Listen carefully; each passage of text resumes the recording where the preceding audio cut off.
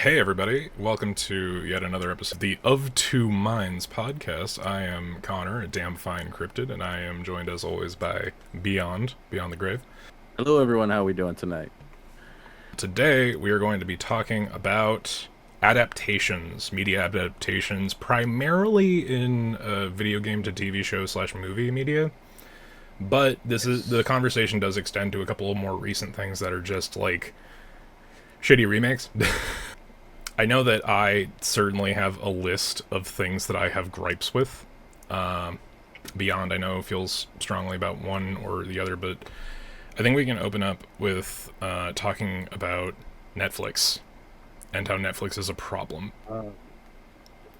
Netflix, yes.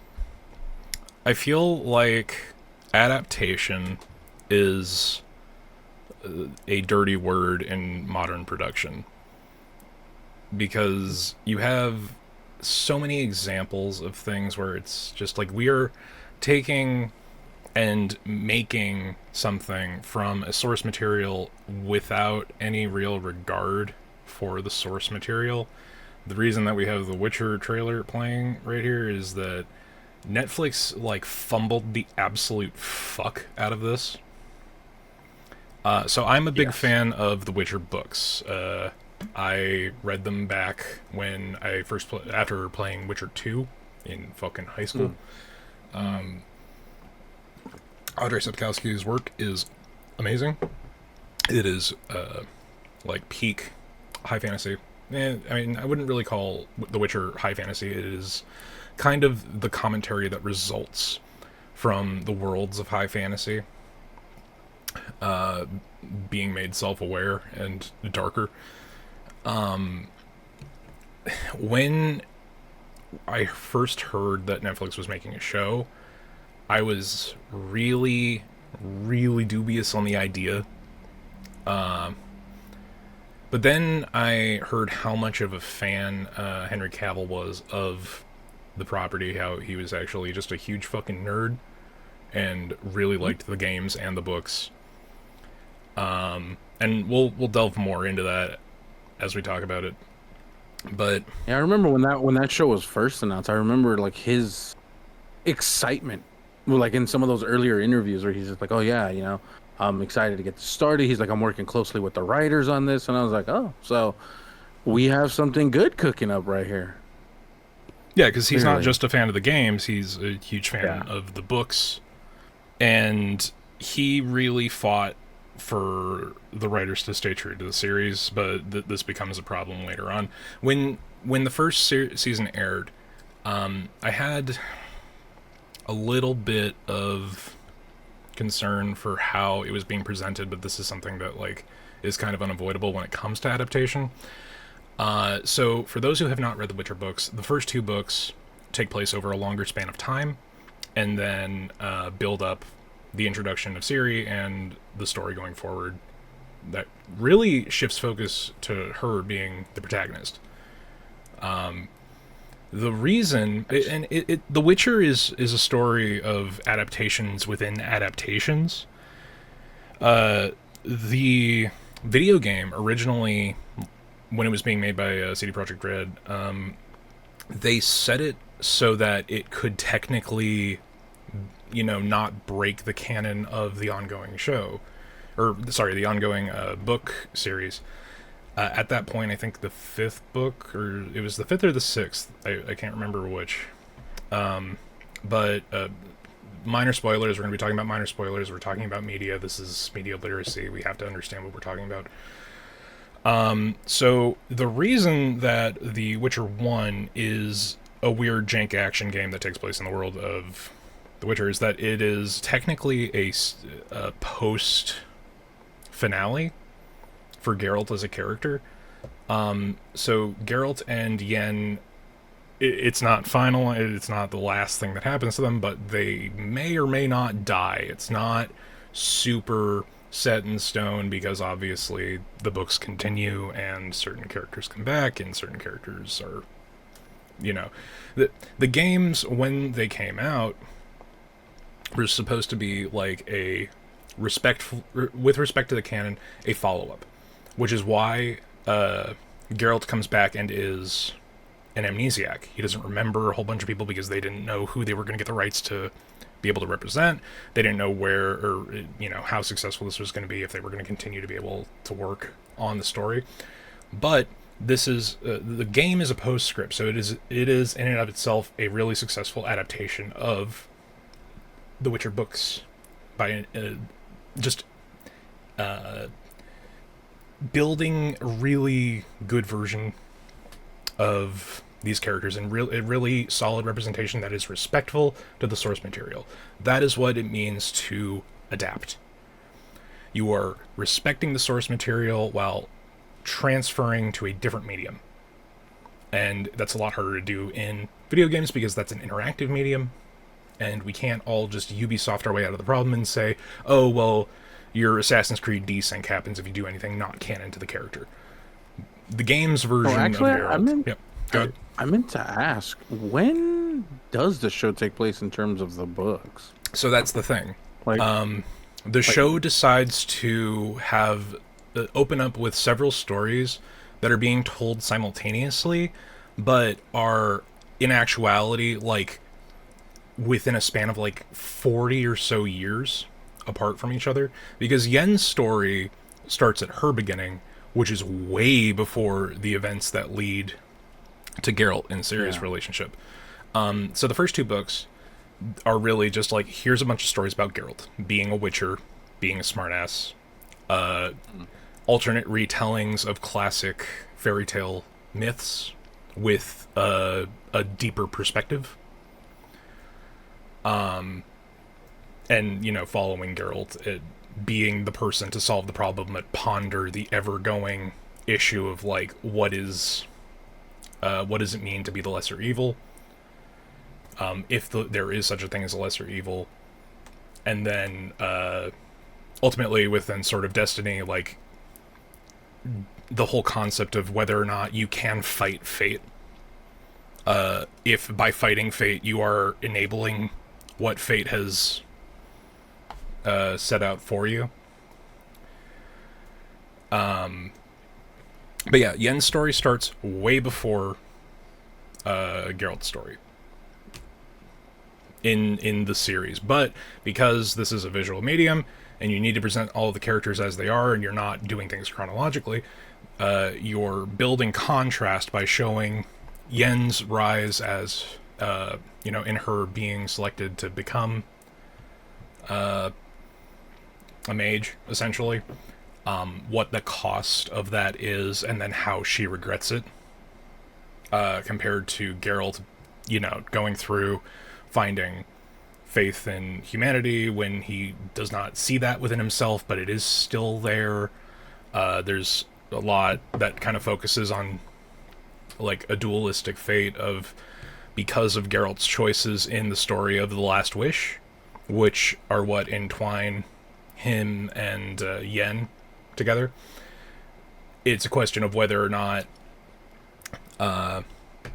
his humanity is a byproduct of that external source. If you haven't read either of these, go and read The Witcher. It's great. If you haven't played The Witcher, go and play The Witcher. The first two games are real jank, but they're good. But yeah, so when it comes to the show adaptation, things are told out of order, which is really confusing for people, because they don't get that Yen is Yen for like a solid 80 years before she ever meets Geralt. And Ciri's story does not happen like 5 years after, or 10 years after the night that he goes to the Queen of Sintra's ball and solves her problem. Very interesting. It's a really solid story. It hits a lot of really deep themes. It's solid. I guess for me, like me personally. Yeah, what's your take with The Witcher? What's your experience with it? Like me personally, like I watched the show with my mom and I enjoyed it for what it was. But then again, I'm not like that knowledgeable in the Witcher series. I've never played the games, never read the books. Okay. And I know you've recommended me the books, and even the games have been recommended in general. But I've never dove into the world of what is The Witcher. So me looking at it from like literally a casual perspective, it's a fun time. Yeah. It feels like another like a nice dark fantasy adaptation of of a magical world. Given I know a lot of the things that I did read from people where this show would have been a lot better had it not had the Witcher title attached to it. And looking at it now retrospectively, yeah, that's probably true because I know again after you recommended me the books, I ended up picking up a couple of them on Audible, and so Yeah, the you audiobooks on listening to Audible for them the Witcher series are great. And if you all don't and have the time to dedicate to read a series you're not oh 100% in on, the audiobooks are a quick way to go about that. And the ones on Audible, the narrators, he puts a lot of effort into it. I'll say that much. I mean, I would say Audible in general is just a nice way to like get through books if you know you don't have the time, or if you're like trying to do other things while you're listening to a book. Always a great time. Yep. Besides the point, but after listening to some of the stories on Audible, Audible yeah, pay I can us. see how like yeah, I can see how a lot of people would be disappointed in this show, especially how they take some of these characters and make them not who they are in the stories. Like they make them act completely like brand new characters to the show. And now again, as we mentioned, this probably has to do because the writers themselves of the show, like me, had no knowledge of the goddamn series that they were just Okay, so that's something I they need were to just touch on because winging it's it. it's not that they had no knowledge; it's that they had active disdain for the Uh-huh. books and the source material. So There's they, an IGN oh yeah, article I that I thought, read. oh all right. See, I had thought it was just like they didn't like know any of the source material, No, no, and they have they were active just winging it. contempt for Andrei Sapkowski's storytelling. Hmm. So before we jump into that, when we talk about how this is an adaptation of an adaptation, the Netflix show goes in and tries to pull from the representation of Geralt in the games, which Doug Cockle's performance as Geralt's voice actor really kind of sets the tone for who he is in the games as a character, because Geralt in the books and Geralt in the show, while very kind of similarly true to the same core, are a little bit different. Yeah, Geralt, in in the games, he's kind of the voice of reason. You can choose to play him however you want, but he is a moral person at his core. He has his code that he follows. In the books, he is a bit more of a sardonic asshole, and that is kind of big to his core, like in his representation as a character. The game's less so. He's a little more jokey. He's a little more personable. But as we go with the Witcher games being produced, Hmm. the one thing to note is that like character representation gets muddled because when The Witcher 2 came out, they integrated a couple more of the core characters and cast. You have characters that because they essentially showed up in the middle of Geralt's recovery from his amnesia, which, being a post would be death symptom, is gonna take time. Yeah, it's so Triss's character in the games comes off as a sociopath, like an absolute piece of shit, because Triss and Yen are aware of each other to the point where like they're even friends, some might say. It's a very contemptuous relationship if you're looking at it from the game's perspective, because in yeah, The Witcher 2, Yen has not been brought back yet. She is not. I think Lady of the Lake is book 6. I think that's when Yen comes back. So they have Triss there, and Triss is a pursuable love interest and is kind of like what the game pushes you to do. And Triss is there and actively pursuing Geralt. And then when Yen comes back in 3, like the core of who Yennefer and Geralt are is so entwined in their relationship after the Last Wish. Literally their driving core character trait is that they have developed like a deep and true love for each other despite how difficult that makes their lives. yeah. So if you're going to present Triss Marigold shows up and is like, oh, well, I'm obviously aware that Yennefer is still around in the universe of the games. And Geralt is here. And he doesn't remember Triss. And she exploits that opportunity to pursue him, regardless. She is betraying both of who could be called her closest friends for a couple of nights in the sack. It's kind of insane. Yeah. And they only barely touch upon it in The Witcher 3 because they essentially make you choose between Yen and Triss as your two primary love interests, and there are a bunch of side content waifus you can pursue. You can be a dickhead because Geralt is not. After the events of The Last Wish, I think he's true to Yennefer, but he was all throughout the whorehouses in his early days. Like that was never a question. He is not, a monogamous person by nature until he meets Yen, and that is supposed to be the depth of this. Neither of them are this way, but because of his wish, the feelings are there, and the betrayal is there, and the jealousy is there. And they don't know how to process or deal with that. And you could have done really well to represent that in the show. So going from The Witcher 3 being a source material to pull from in performance, because obviously Henry Cavill pulled from both the book presentation of how Geralt acts, but he also really did try to emulate Doug Cockle's voice acting in his presentation of Geralt. Yeah, you could definitely tell he did his research on wanting to bring Geralt to and there's stories on set where he would have a highlit and bookmarked copy of the book, and he's like, well, we should really use this line from this part of this book in this story because it would be really appropriate in this part of the show with what's going on to quote the source material, which the dedication to have that on hand, which became a point of contention later on, because as the show went through its first season, the first season mostly stays within the boundaries of some of the stories from the first book or the prequel book that is just stories with Geralt ending with The Last Wish.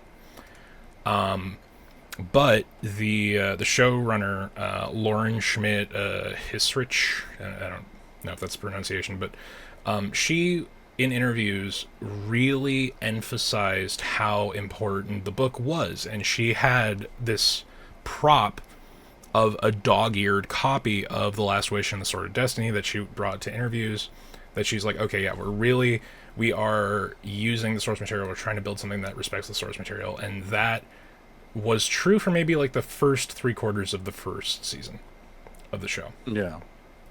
But if I remember correctly, the first season is the strongest season in terms of the writing, but that's because I'm gonna be real. I stopped watching the second season before the finale because it was that sounds about right.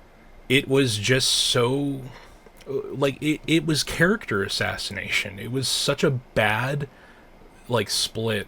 So the story. I mean, I remember when the first 2 seasons were airing. I know we saw the first season together because we were talking about it, and I know you were and I was hyped for it because it was pretty. Yeah, you were on point. It's pretty good. But then second season came around, and you were just like, I'm not from the get go. I remember your reaction to it was just no. I'm not for it. I'm not for this. So the story of The Witcher, in the early portion, the first 3 books, it completely encircle Geralt as a character and Yen as a character, their relationship and how it affects and forms who Ciri becomes. Because Ciri is a child of destiny. She is Geralt's fate. She is Yen's fate. Because Yen... so for those who have not watched the show, who have not read the books, Yennefer is a mage. She is a she's a practitioner of magic. And to do the magic that she is capable of, So Yen, it's revealed in the show, Yen is actually like a quarter or half elf.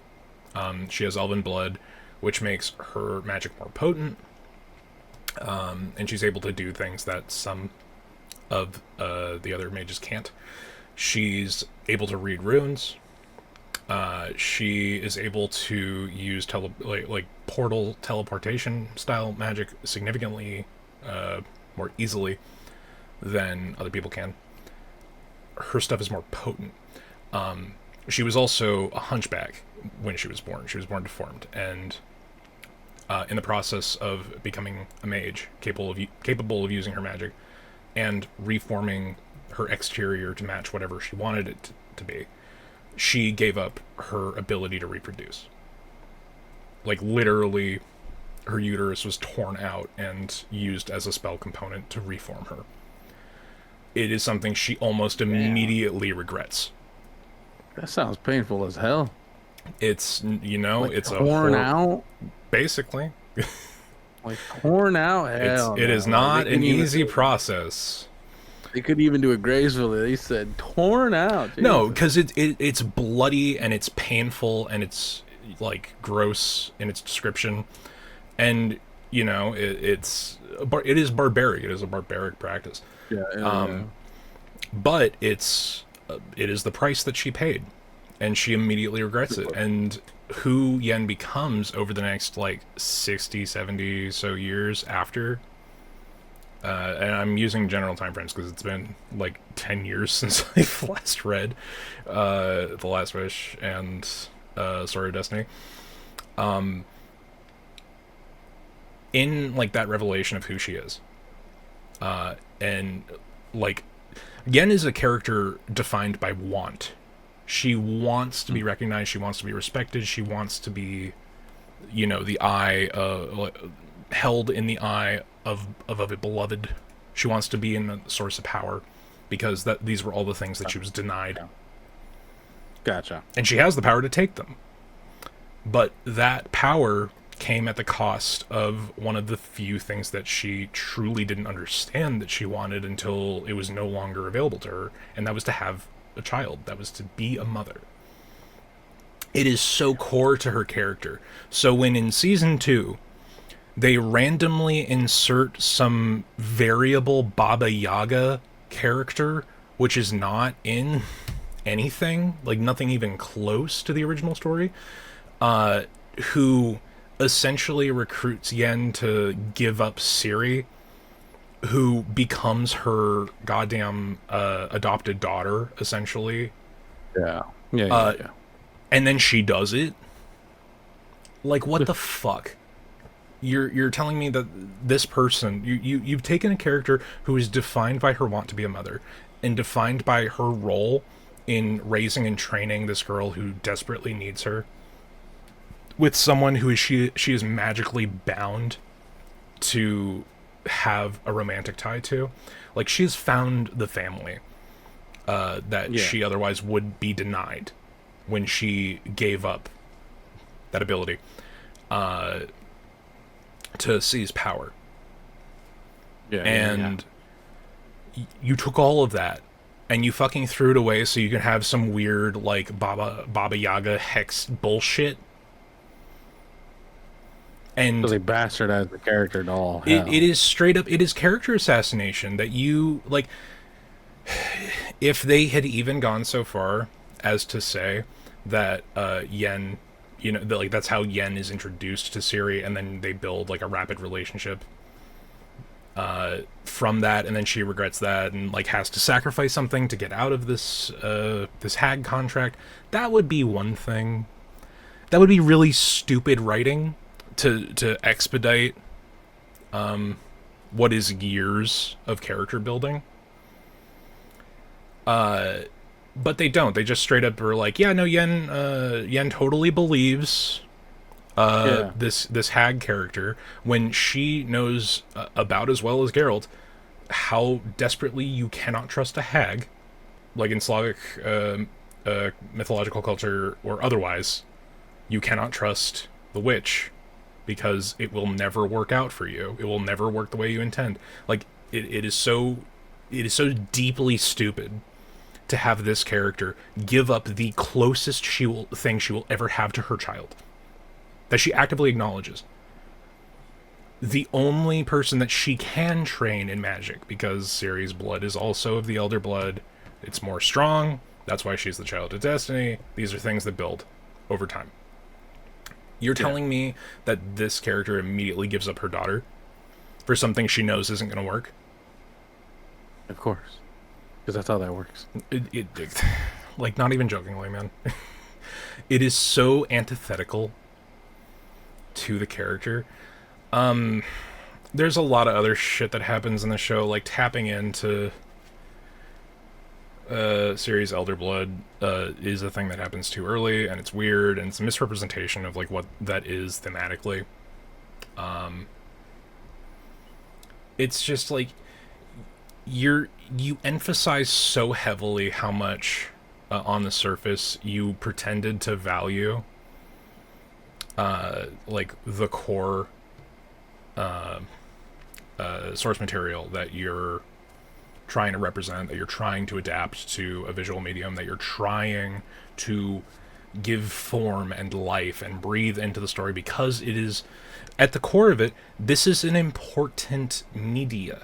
This is an important media property that deserves to exist in whatever form will validate it. Because when it existed as a book, it did moderately okay, which is why CD Projekt Red was able to get the rights for it so cheap. Yeah. When the video game exploded in popularity, because, again, good story and good adaptation will get you there, fucking, it became more important. And then, because this is the way Hollywood works, things aren't truly recognized or important unless they're on the screen. Because why can't we? What value does this thing have? This thing in an interactive medium. What value does this have when there's no movie, when there's no TV show, when there's no fucking thing? Of course. But it's definitely for sure that this show wasn't taking the fans of the series into consideration. This was definitely more of a general audience. This was just like, hey, we have this cool fantasy show that Henry Cavill is going to be in, and he does magic. And I feel that was the selling point. That was like the whole selling point, because again, like I mentioned, I watched this with my mom. Yeah. She loved the show, but then again, she's a fan of Henry Cavill. I should say she loved the show up until like season 3, because even around season 3, she's like, this is kind of weird, like they're jumping around in stories. And then of course she saw the news that he left the show. Mm-hmm. So then they were replacing him in season 4, and it's just, she was like, well, did they replace him with Chris Hemsworth? Liam Hemsworth. Yeah, his less talented younger brother, I forgot. Yeah, and even then I was like, yeah, that seems like it's the stopping point. Like that's kind of it. Like that show is dead in the water. Like I don't think that you can like really replace cast members in a show anymore. I don't think that that's a thing that can fucking happen. And have the thing be successful. Not a main character. Like he's the main character. Like I can understand if it was like a side character. I can't even remember the last time a show did that. Was it fucking the original run of Roseanne? When they replaced what's her name like twice? The blonde sister. Yeah. You know what I'm talking about. Sister. Yeah, they were. Yeah. And then the original actress came back for the rerun show, and they're like, "Well, where the fuck were you?" Yeah, that's a whole other thing. It's so funny, like to like see that, like especially like he's your main star. How do you write that? Like, how do you explain that without it just being like you just blatantly don't explain it? So the problem is that there is an explanation. It's that Henry Cavill valued the source material and fought with everyone in the writer's room constantly. Yeah. Well, I'm saying IRL, I know there's the actual reason, but I'm saying like in universe of the show, in universe you can't. It's like there's no way you can write, and of course everyone's gonna be like, "Well, I'm checked out now," because not only did you don't have character consistency. Then you put Liam Hemsworth, who's known to have like a baby face, in a full beard to try to imitate Henry Cavill growing a beard, and it's just like, no, It just no, like you can't work like that. It doesn't work. The disconnection happens so fast that you're like, yeah, I'm done. Like I'm checked out. So that really is the problem. Is that the season 2 is when they stopped trying to give a shit and they started to quote an article after the fact, uh, when they started to write their own stories. Yeah, So like conceptually, I kind of just want to fucking yeah, I'm here. so that's kind of something I want to like, the idea conceptually that you are trying to write your own story in an adaptation is fucking bonkers, because the whole point of this property existing is that it is not your story. It is a story that needs to be told. It is not your fucking story. Now, do you need, when you make adaptations, when you're Hmm. transferring mediums, do you need to make certain changes depending on like what your budget is and what you can conceptually pull off? Yeah, Yeah. yeah. I think like one of the best representations of this is a book that I read in high school called John Dies at the End, which is written by Jason Pargin of Cracked. It is like cosmic horror fart jokes. That's essentially the vibe of John Dies at the End. There you go. I saved you some time. Yeah. So when there was a movie adaptation being made, and they cast Paul Giamatti as a character who's in it for maybe 10 minutes, uh, like of screen Wow. time. I mean, Wow. For so like, well, the whole story is that like this is a framing device that like the main character is telling the story of what happened to Paul Giamatti's character, who is like someone who could be the person who legitimizes the story and breaks it out to the public. There's a whole middle section of that book that they fucking just cut right the fuck out. And I do. There is reason to swear at that, because it would have quadrupled their budget to jeez. attempt. Yeah, so basically, in the middle section of the book, somebody gets kidnapped. They go to Vegas, and they basically open up a rift to like the middle of monstrous eldritch monstrosity zone. Yeah. And to make that a visual thing would have been impossible with their budget.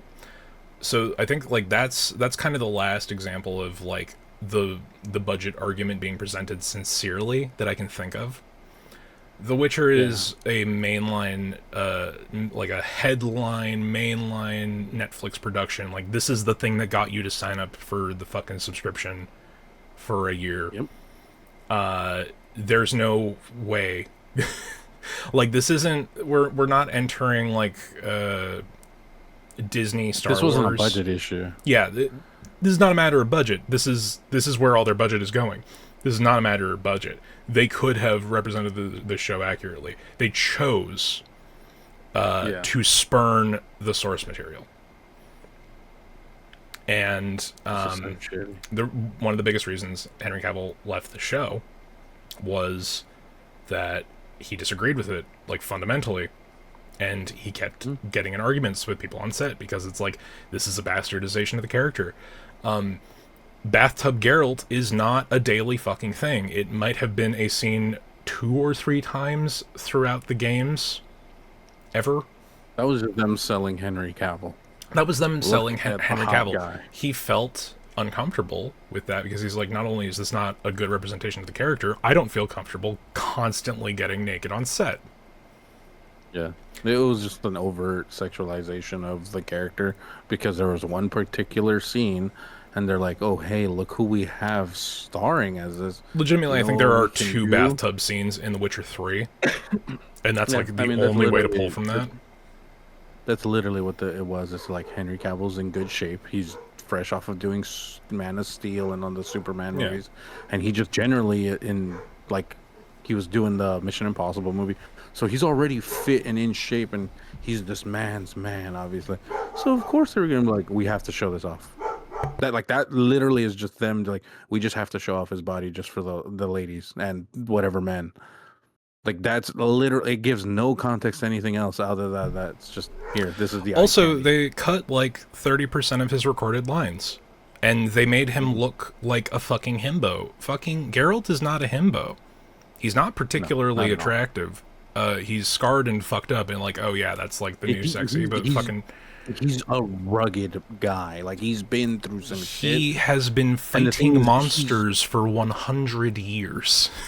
That and I is, do know in the it's a games from rough what I've life. seen, and even like in some of the books that I've listened to, he isn't. He's quiet, but that's because he's purposely being reserved. Well, that's the thing. But when he's dialoguing like He any is a other. sardonic asshole. That is who Geralt Yeah. is. In the Oh games, yeah. it's a little different because you're presenting Yeah. him like Obvious. slightly more likable because you want your player to like empathize with him a little more heavily. But Yeah.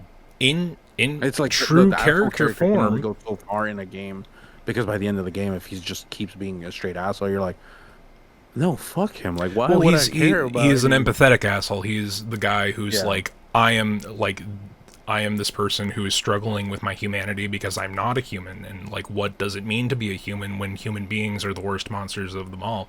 We're saying the quiet part out loud. The books are better written than that, but that's like to boil down the Obvious. core of like a premise. There you go. But in the show, what this results in, because they're cutting so much of Cavill's lines and so much of his character acting, it's motherfuckers in a bath like every other episode, and half of his Yep. lines are just looking at the situation happening in front of him and saying "fuck." Like Yeah. fuck. Oh yeah. It is Yeah. fucking He the overly worst. uses the F word. Well, It's that's always the like, thing. They cut out all the fuck, fucking dialogue fuck, in between those moments. fuck. Like, I felt like Geralt that. in Like the I show know is a I fuck use up. the F word a lot daily, but my God, practically every line he was saying was the F word and then what he needed to say, or it was just a fuck. That's all it was. Yeah, it's like He would rough sigh and then and say the F fuck word. are half of his lines after And the I was first just season. like, this is his character, no type of like context of to who he is. It's bad This writing. gives. It's just fucking bad writing. It is. We are They didn't saying give him fuck any because we can. likability. Like there was no way to relate to the character and be like, oh yeah, I totally understand his opinion or his point of view on this. It's just like he would be in situations, suddenly a fight would break out, and he's like, fuck, and then he'd start fighting, and then like So things yeah, would like get resolved, and then they would that start is one talking thing that again I for a will little bit. say the show did well was the arc for the Butcher of Blaviken. I think Mhm. is a good representation of the source material. I think that the other character on that they play up a little bit, but you kind of have to. Yeah, Like they place a lot more important on that scenario than there really is ongoing, because it yes, kind of yes, yes. shapes who he is. It's as though that was a defining moment. That's why that's who people know Geralt as the Butcher of Blaviken, Mhm. because that's something that like forms the building of the infamy of who Geralt is. But it's not like he learned who he was there. It's just like that is something where it was a test of his character and it became a problem. But yeah, no, they just like 90% of a show that we like what you see on the screen is made in editing. But if you're cutting Yeah, out all of the character dialogue because you're having behind the scenes spats, that's just fucked up. That's fucked up production. yeah, yeah. It's a And shame. yeah, no, it makes sense why Cavill left. And I'm glad that Amazon gave him a probably blank check to do the 40K series as a result of this. Yes, Because and it they bought did them a give him lot the of creative control goodwill. Yeah. It, or the creative rights to write the story. but yeah, I mean, Or I guess so not fully write it, but be more involved in the creation process of the story. Because if there's another series that man was diehard crazy about more than The Witcher, it's Warhammer 40K, and I yeah. guarantee he will go up to bat on making sure that lore is See, accurate. so as much as it is easy to shit on a thing that is bad, I really look forward to seeing what Cavill does with Yeah. 40k because he's a big fucking 40k nerd. Oh, absolutely. He's a fucking he runs Custodes, which means he Yeah. really likes power fantasy, even within the realm of Which is 40k. which is also another thing too that I'm like thinking about. I'm just like, what's great about Warhammer 2 is that you can start from any point of like the stories and within the galaxy because there's so much of it. It's like, You you yes and no, you what at what can, but to get point? the context for a I lot mean, of shit, you there's need to kind of obviously start with there's the obviously Horus the Heresy. yeah, the Horse Heresy is obviously like the big breaking point of a lot of it. But from there, it's It's like literally there's the sects first over 10,000 here, years of the story.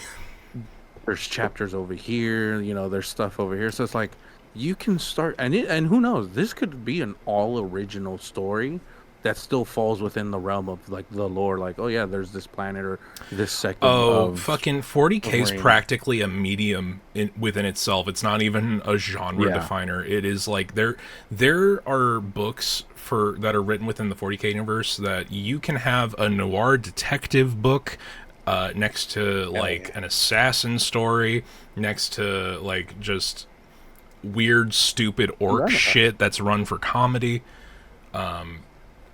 It's crazy. Yeah. So yeah, it was sad to see because I felt this show could have ran longer than or had a longer tenure than what it did, and it could have gone out in a good form rather than kind of like the forced exit where they're like, well, we need to replace Henry Cavill. Who do we get? Chris. I mean, I even would have accepted had they gotten Chris Hemsworth, The recast if the writing was good. but they went with Liam Hemsworth, who is like a stark difference compared to Henry Cavill. Not At least just Chris in Hemsworth appearance, but is, also in quality of acting. yeah, at least with like Chris Hemsworth, I can say, at least their build were still pretty on point to each other. They're both jacked, big, good, like good looking dudes. I'm like, I'm less that concerned would have about been more that, believable. honestly. I would have been more believable on that and been like, Not okay, to continue objectifying the ripped man because he is the ripped man, and that's what the show was well, about. sometimes we have to. I mean, Uh, I'm just but saying, of the Hemsworths, that's I would have okay. gone with Chris rather than Liam. I acknowledge your point. I don't necessarily agree with it, but it's not important. The problem is that like the core issue here is that and it came out and it was public that this show's writers room fucking had active contempt for the source material. Hmm. And you can't make an adaptation unless you fucking respect what you're adapting. It's an adaptation. It is not Absolutely. you get to fucking take the you get to take your Barbie fucking dream house and then you get to write a fucking crime novel using Ken as like as your primary villain. Sure, you could do that. That's not what people signed up for. Yeah. It's gonna sound like a fucking stretch, but like The Witcher show had the potential. It had the potential that I think that if it had a casting crew across the board and a writer's room that actually respected the source material, they could have done what David Production has done with JoJo. Because Yes. if you look at JoJo's Bizarre Adventure season one, because you have to watch season Yeah. one, I don't give a shit what anybody who doesn't like Phantom Blood Yeah. says. You have to watch season one. When you watch the intro to season one, you see David Production's promise to the viewer because they represent panels from the first 7 parts all the way to Steel Ball Run, and also Steel Ball Run is Correct. coming out, so we're getting hyped for it. But you can look to that promise from a production staff that everyone there loves this thing and they want to represent it in the best way possible, and they are promising you we are not going to fucking quit on this. We are going to make parts 1, 2, 3, 4, 5, 6, and 7. Because at that point, Joe Jolian was not done. And oh yeah, yeah, yeah. It was like barely ongoing at that time. Yeah. I mean, Joe Jolian is like No, it is the longest running part of JoJo, I think. It was part 8, but that's because I remember Araki like had slowed down his production of some of the manga Yeah, volumes. it's But a either way, different. it's like you saw it from start to finish that But that was David that Productions' staff cared. promise to the viewer. They were going to say, "We are going to stand by this. We care about this thing."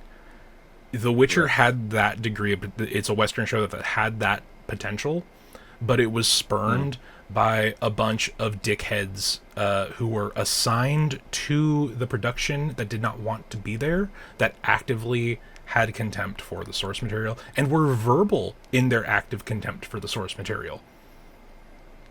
Yeah, Interviews with that's people true. that are just like, yeah, no, I fucking hate this thing, and I'm gonna write my own little fucking story. And Yeah, you heard it not from to be both ends. diminutive, Like he would complain, and then they would complain. yeah.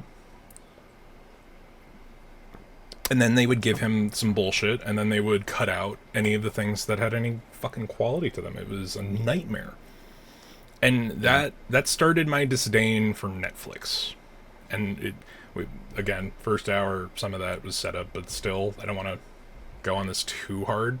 But that, like, I yeah, feel this strongly about The Witcher. This is like a completely spurned fucking idea. Like there's never going to be a re-release of this. There's never going to be a reproduction.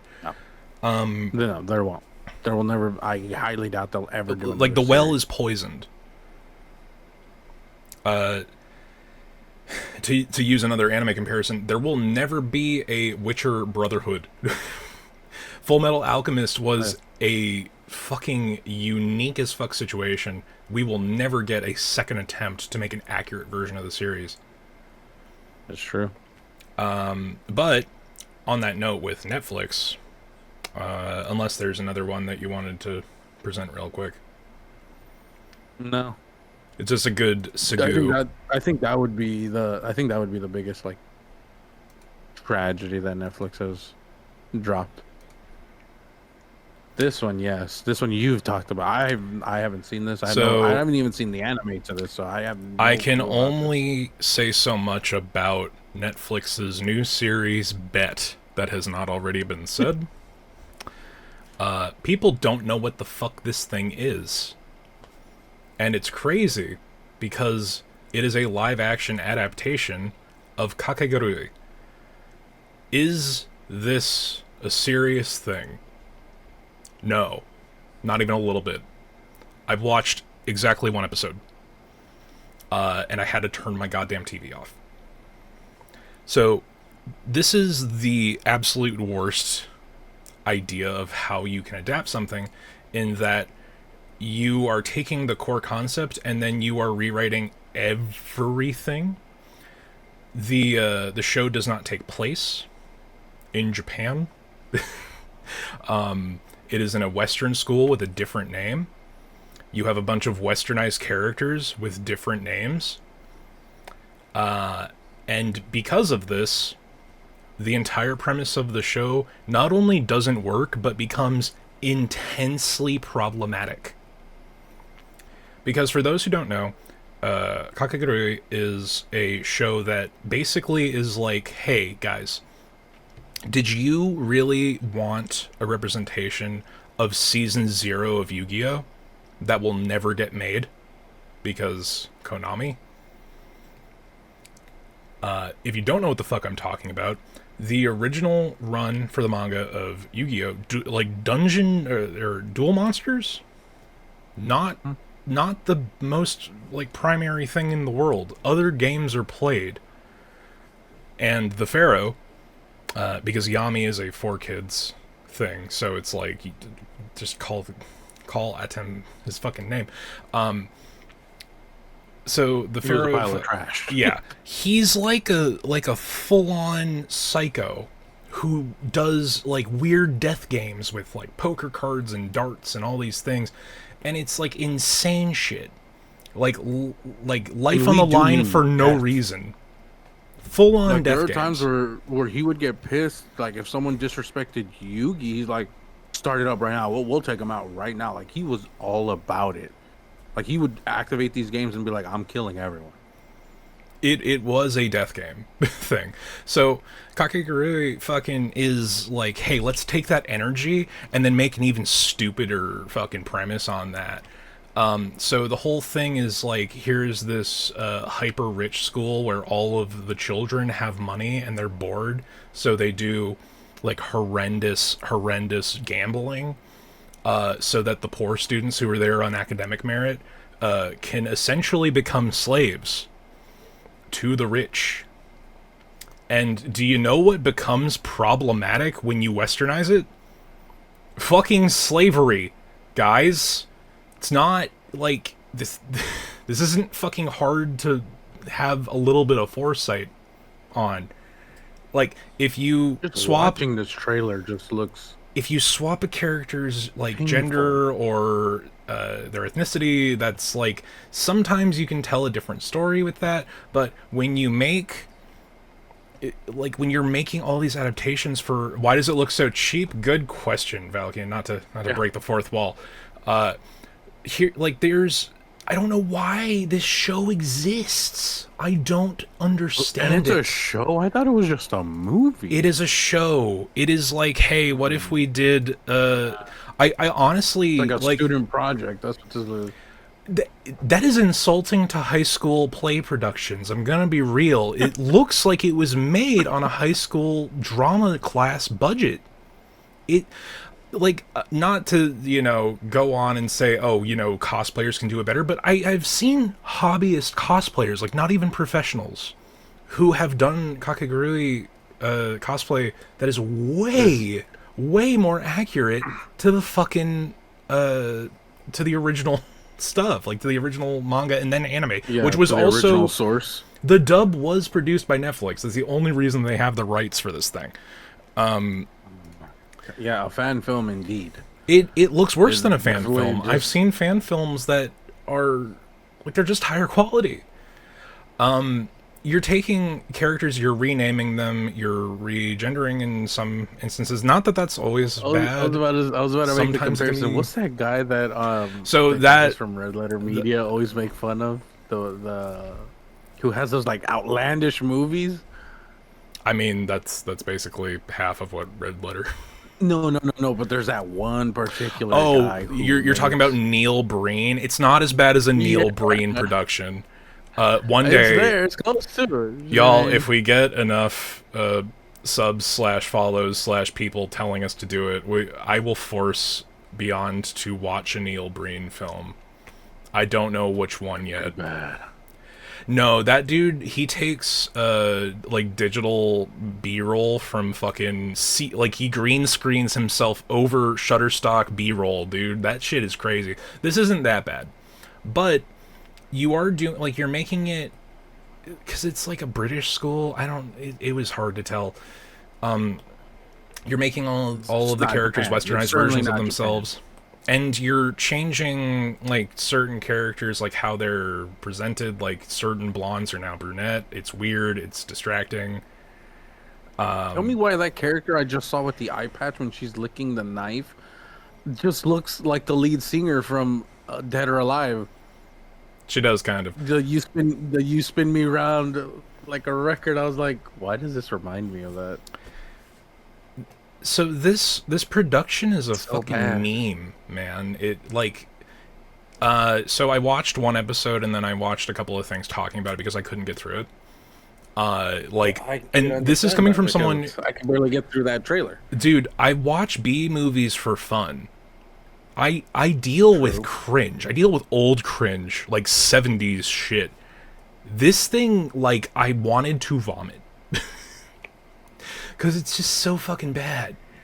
Not to, like, speak in circular shit. Anyway, so Kakegurui is taking the energy of Yu-Gi-Oh! Season 0 and applying it to more standardized gambling. There's these games that are made to, like, literally just put your life in danger. There's one thing that's like, hey, the end result of this game is that I'm going to rip off your fucking fingernails. And then, you know, later on in the first season, you get characters, like, actually just doing Russian roulette, unironically.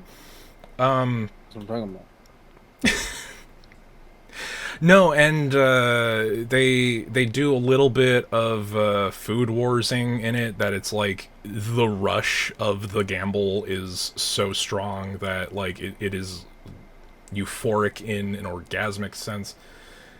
There's a lot to be said. I don't think anyone would accuse Kakegurui of being like high fiction, but Yeah. there is it is its own thing, and if you're gonna make it, it deserves to exist the way that it does, with the story that it does. So this is a great example of what I think is a greater problem at Netflix.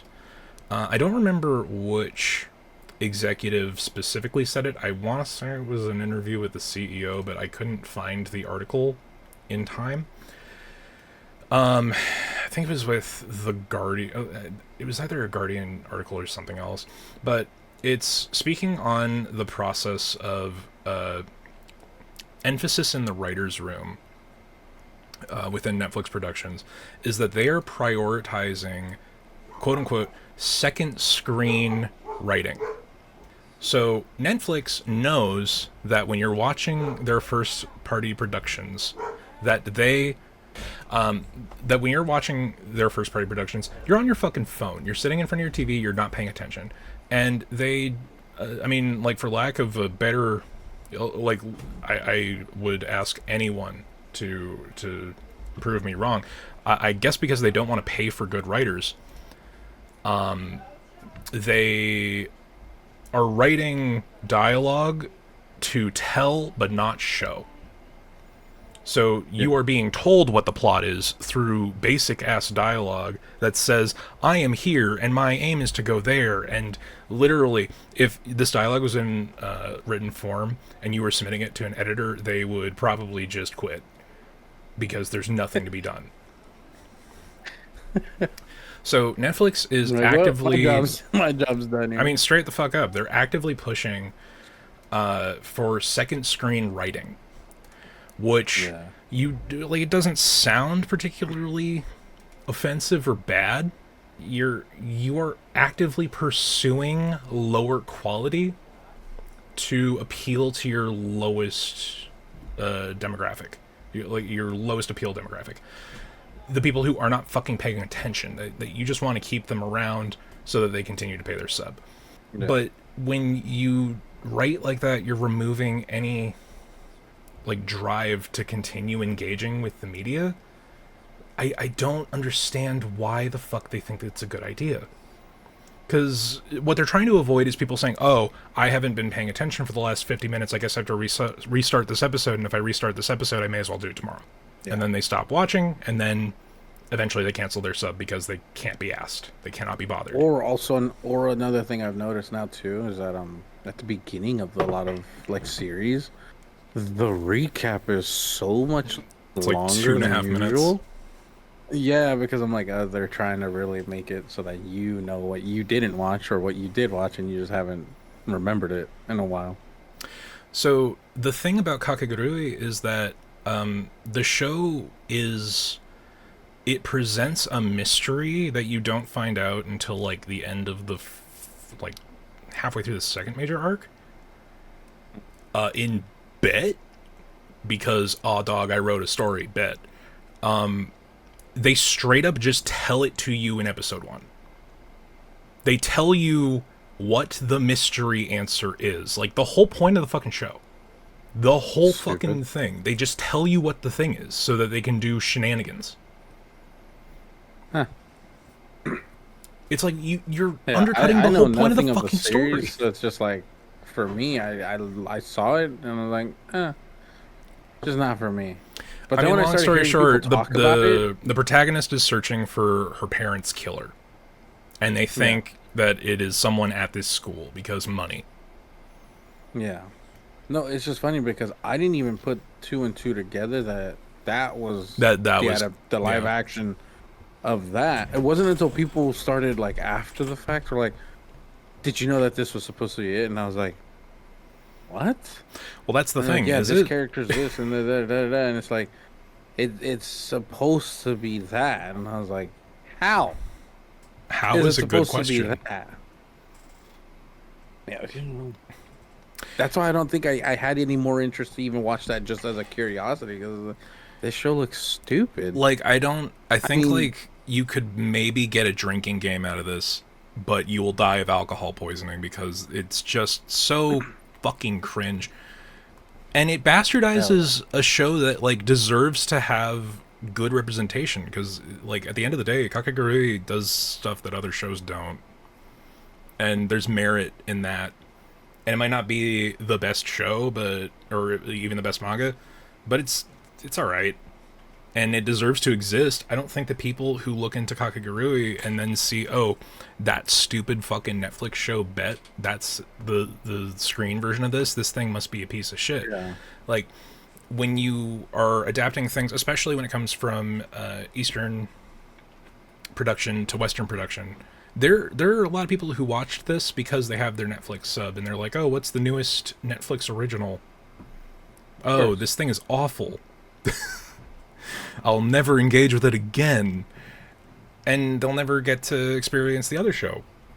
And it's weird. And it's a weird You should vibe. just watch And Blackjack. they're like simultaneously trying to appeal to like a middle schooler audience, but they're making like meme jokes and references that don't appeal to anyone who's younger than millennial generation. So I don't know who the target demo of this fucking thing is. One thing that I was quote unquote spoiled on, not that it matters, but like literally the show's like the season ends on a Tokyo City Pop rendition of "Never Gonna Give You Up." Oh, yeah, you I, mentioned that. I mentioned that to you in our previous discussion on this fucking thing. They know what they're doing, Yeah. so the question is why. Like, how much money did you waste? I'm sure I can look that up right now because Netflix is very public about their flops and how much money they lost. Yeah, it's one of those. It's like that they just need to make a project just to use it as a tax write-off. So that, Or to retain the rights to the series because I think the adaptation technically gives follows them, under the anime.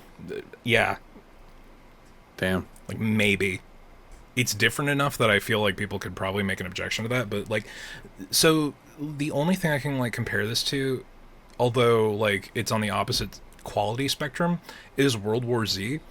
Because when World War Z came out as a movie, people who didn't read the book would not know what to expect from a World War Z movie.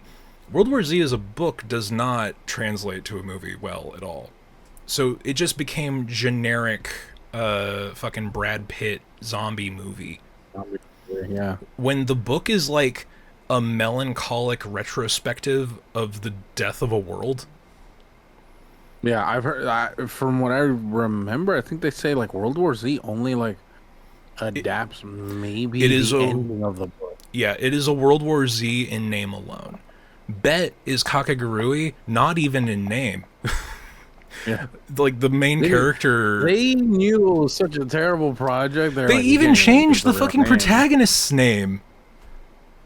Damn. It's so stupid. Damn, It's they so knew stupid. what they had, and it was a hot pile of trash.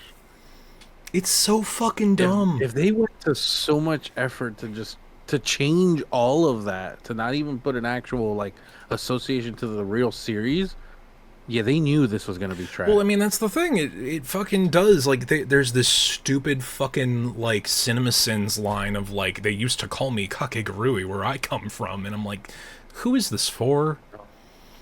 Who the fuck is this for? That line means nothing to your Western middle schoolers who don't speak Japanese and don't know what that word means. Like, you fucking... Who is this for? I scream to the heavens with my walker on my goddamn porch. Who the fuck is this thing for? They're still trying to figure that out themselves. It's meme writing and recasting from the Midnight Club crew again. But it's weird, and it feels like a lot of the set shit is like reused from that fucking Wednesday show, Better stories but lower told quality. on Are You Afraid of the Dark?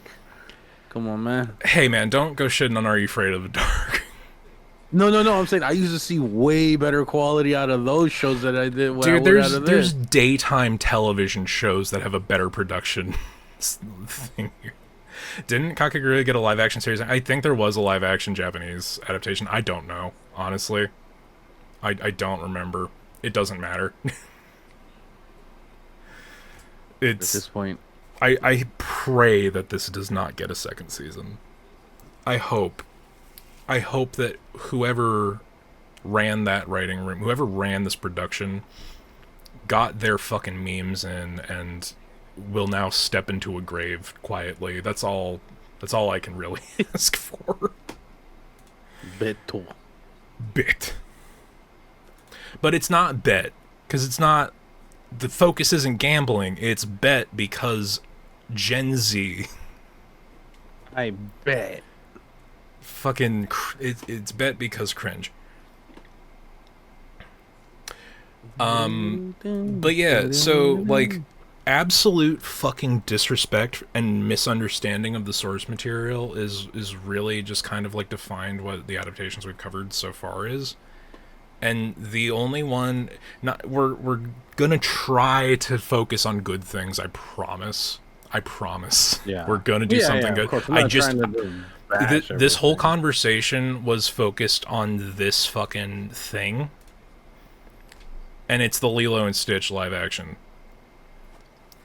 remake, which is like we're entering this weird space where Disney is remaking a successful, beloved animation in really shitty CG with bad acting. I will say this movie, like the child actor they have in it, good job. You really did good in representing Lilo, who is like a pre-terminology era like autistic child with like PTSD. But this fucking thing, the Lilo and Stitch adaptation, is so like antithetical to the core of what Lilo and Stitch was about. So, a lot of things about this fucking movie. They remove half of the cast. Gantu is Yeah. not in What's the this. face? Yeah, I was about to say Captain Gantu isn't in the movie Gantu at is not all. in Like this, and I he's just gone. like Cobra Bubbles is like he's a different character. He's not just someone working for For the agency or whatever. yeah. He is, but he is like formerly an FBI person, and that's what his whole concern on this thing is. Disney has not been adapting things so much as they have been hissing all over Legacy. There's another way. Yeah, oh, yeah, they're his. Yeah, they're supposed to be bubbles. So here's a great thing. Here's a great example of my biggest gripes with this fucking movie. So you take Pleakley Jumba Dr. motherfucking Jumba Ajikiba, you put respect on the name. So they take Pleakley and Jumba, who they are in terrible disguises, but nobody questions it because of tourist culture in Hawaii. And that's the Is joke. that who these two are in the portal right now? So that's the first fucking big no-no of the movie. They make CG abominations of both Pleakley and Jumba, and then they're like, yeah, but that's too expensive, so we're gonna say that they have technology to pretend to be humans. So you have Zach Galifianakis and whoever the fuck they got body acting for Pleakley. That's why. Yeah, because then I also heard why a lot of people are like Pleakley is like not at all like the character that he is. Oh like, yeah, in no. the So movie. Pleakley, in the original and expanded upon in the show, is Yeah. like my brain says America Boo as like the play off of Weeaboo. He is an Earth Abu. He is Yeah. so obsessed with Earth, like from an exterior cultural standpoint, that he gets assigned to escort Jumba to the planet to get Stitch after he escapes. That's the whole deal. Terraboo. Terrible. That's solid. Yeah, that's actually pretty But good. yeah, no, it's like he is the foremost authority on Earth culture because he liked TV signals that were caught and broadcast further out in Yeah. space. But so you remove Gantu as an antagonistic force, and Gantu is sent after Pleakley fails because that it was just the expectation. So you don't have anyone pushing forward the story. So you turn Yep. Jumba into your primary antagonist, which doesn't work because the whole like the funniest scene in the original Lilo and Stitch is that literally once Jumba starts interacting with Stitch after Lilo gets kidnapped, Stitch Mm. just says a bunch of nonsense words, and Jumba is immediately like, you make a fair point. Yeah. He's very persuasive. It's like he's open to the fact that Also, it's like, Jumba, no oh, Russian yeah. accent. So I don't know what the fucking political spectrum of this thing is. Okay, so changes to the characters. Pleakley was a representation for drag in the show because Yeah. he was supposed to be Jumba's wife in their disguises. Yep. I understand that Disney both hates and wants all of the money from the gays, so they don't want to potentially offend, but also they don't want to represent them, is the problem. Because Pleakley was a Yeah. positive fucking depiction of of drag culture. He's essentially, yeah, I was like, he's essentially the RuPaul in the show. I mean, he's a little less problematic than RuPaul. Yeah, well, He is actually it's enjoyed by funny. people. I actually look at Pleakley. I'm like, oh, he's the PG version of Roger from American Dad, because Roger's essentially the Yeah. same thing. Well, I If you notice, mean, he does that. Roger pulls from a lot of like what Pleakley establishes. If we look at like Yeah, the expectation of the movie and the show as a timeline, yeah. like that, a lot of what Oh yeah, Roger no. is Obviously this subverting. came out before American Dad. Yeah, God forbid they try to but reimagine Shrek. Oh, dude, I don't even want to engage with like but what a it, reimagined Shrek would be. it's just insane to see because it's like everyone already knows who this character is, and the thing is too, it's not like he's representing them in a bad way either. No, it is a Like positive depiction, and it that's was a something that Disney positive doesn't want to depiction. do Like because they want to continue receiving state money from Florida. yeah, So you can't represent the gays positively because that'll piss off the Christians which and is so China. weird to me. It's so weird to And the me character because I'm design. like, you've Go ahead. obviously seen the animated movies, so it's like, why would you suddenly in live action? That's a no-no. All of a sudden, it's a It's big literally a no-no. defining characteristic of who he is, Yeah. and it's a positive depiction because he's a good character and he's a Oh, yeah. caring person.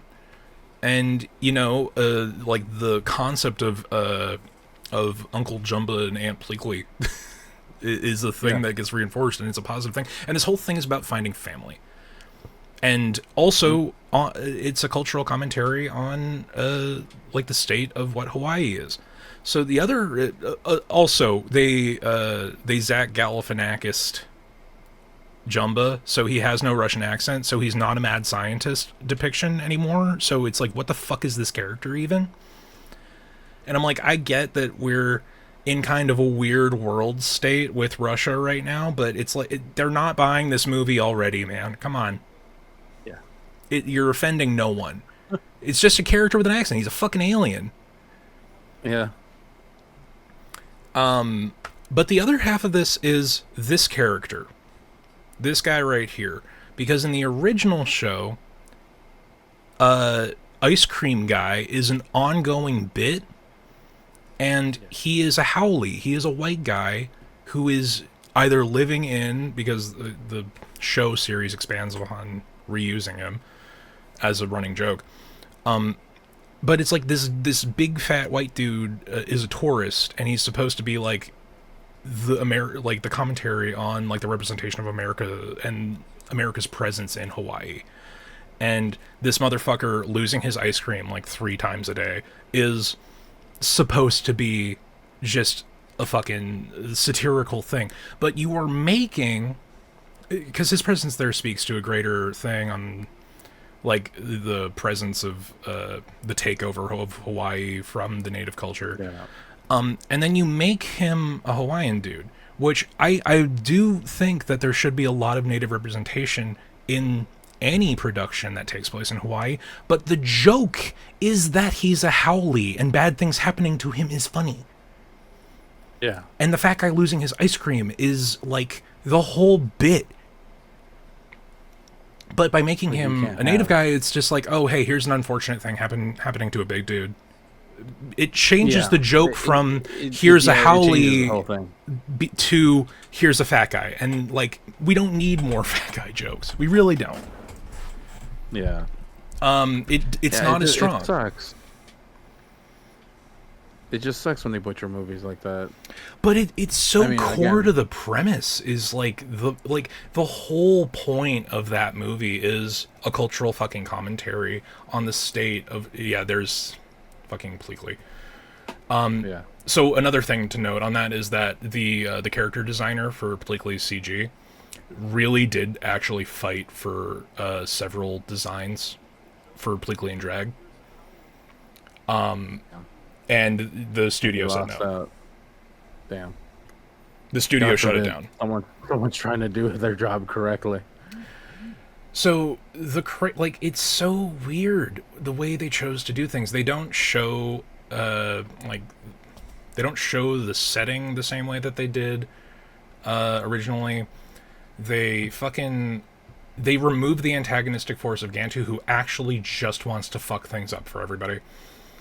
Yeah, that's like the whole like.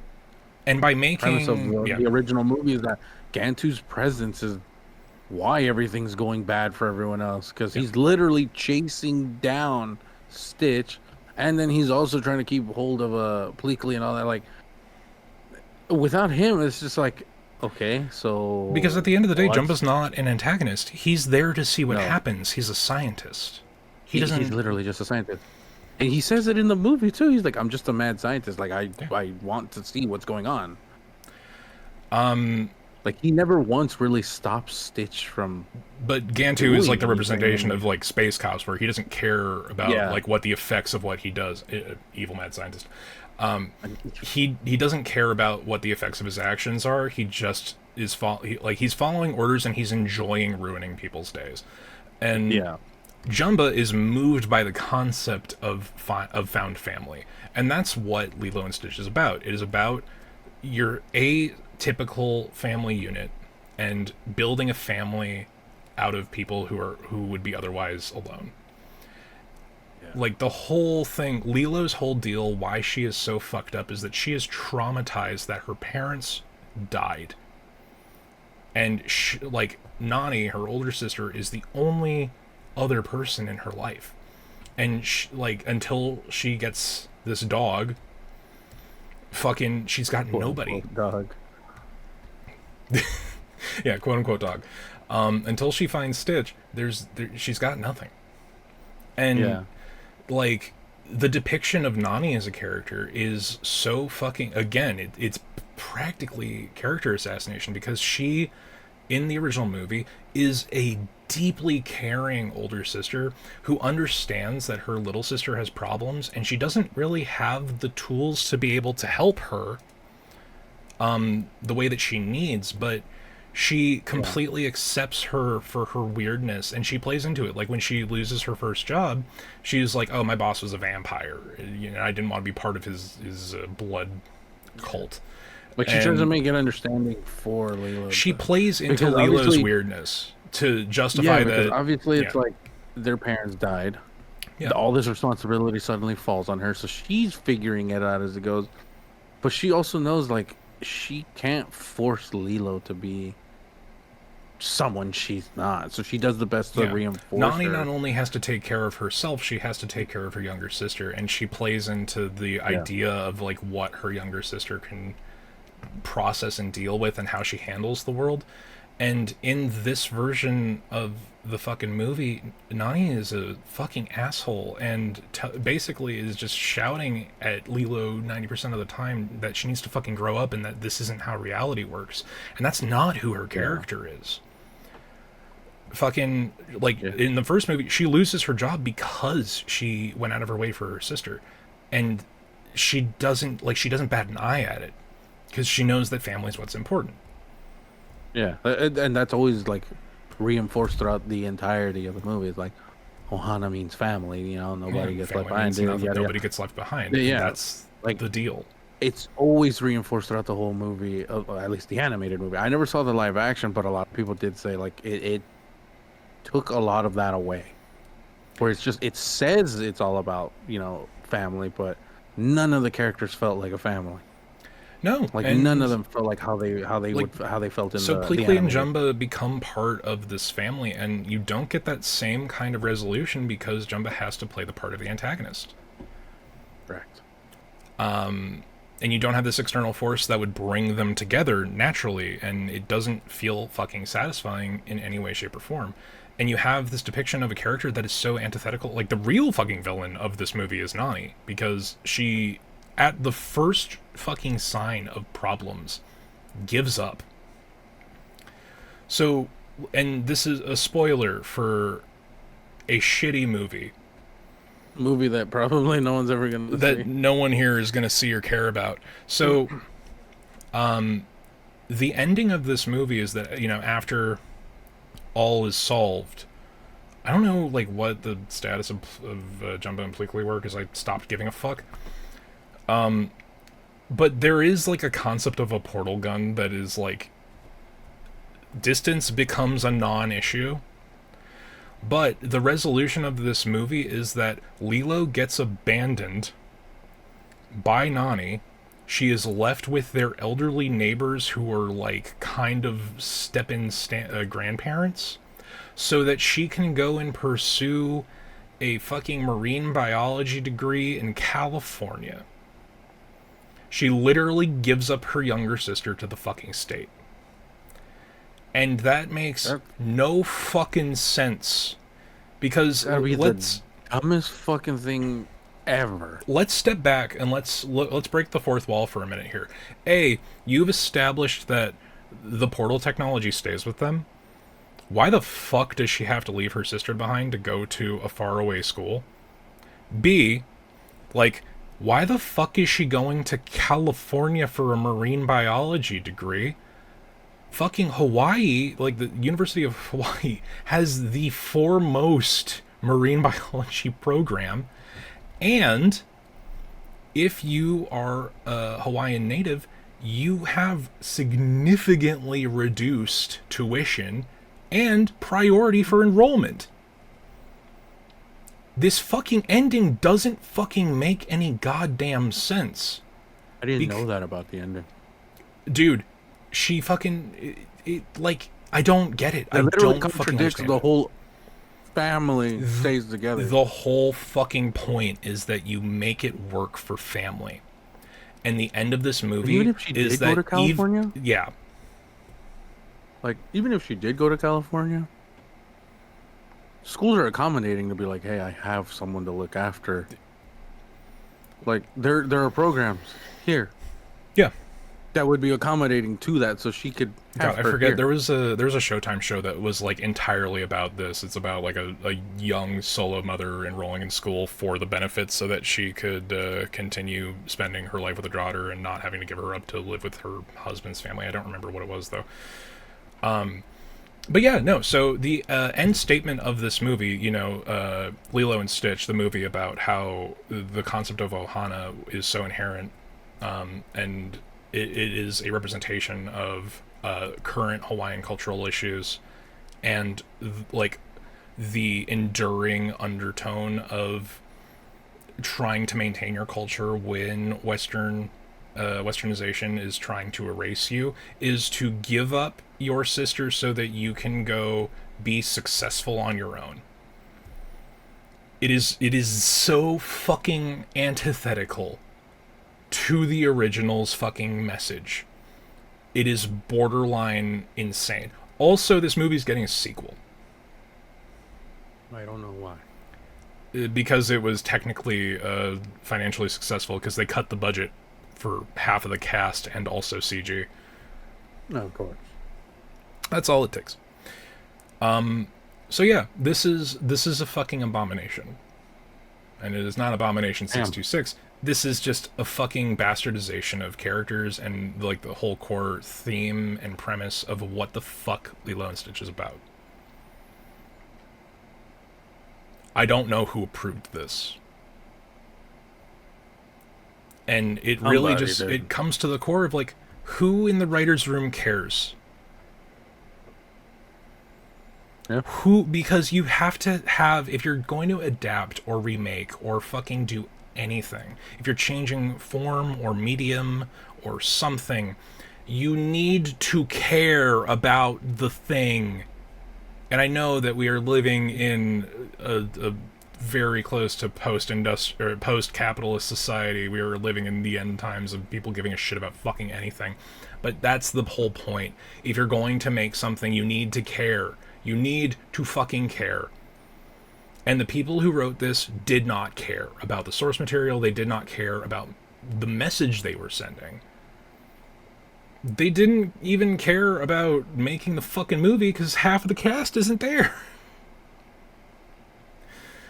It's such a fucking pain in the ass. It is like I don't like it is so disheartening to go into trying to do media writing, to create things when like the things that are getting financial viability are like just dead. They are shamblings, like corpses of their original conception. It's fucked. Yeah. Oh man, yeah. Like hearing that, I did not know that. To be honest, I didn't know how like bastardized the live action was. But after hearing it, I'm like, this. I would never want to watch it ever. It's just like, what is the implication you're trying to provide? That you should give up your family to pursue your individual needs? That's not what Ohana's about. Do you know what Ohana's about? I don't know if you do. And I'm not the person to be talking about this. Ohana, who has one of those? Well, there's literally nothing keeping people together. Like also just the lore contrivance of like, oh yeah, no, now they have neighbor grandparents. It's fine. Don't worry about it. Just dump your kid on someone else so that you can pursue your own dreams. Yeah. And yeah, honestly, yeah, if it was all about money, yeah, they should have just done a 1-for-1. Because that would have done gangbusters. But again, I'm gonna be real. Like the one example that I didn't see, and I'm not a particular fan of the original. Not that I don't care. It's just like it missed me as a core demographic.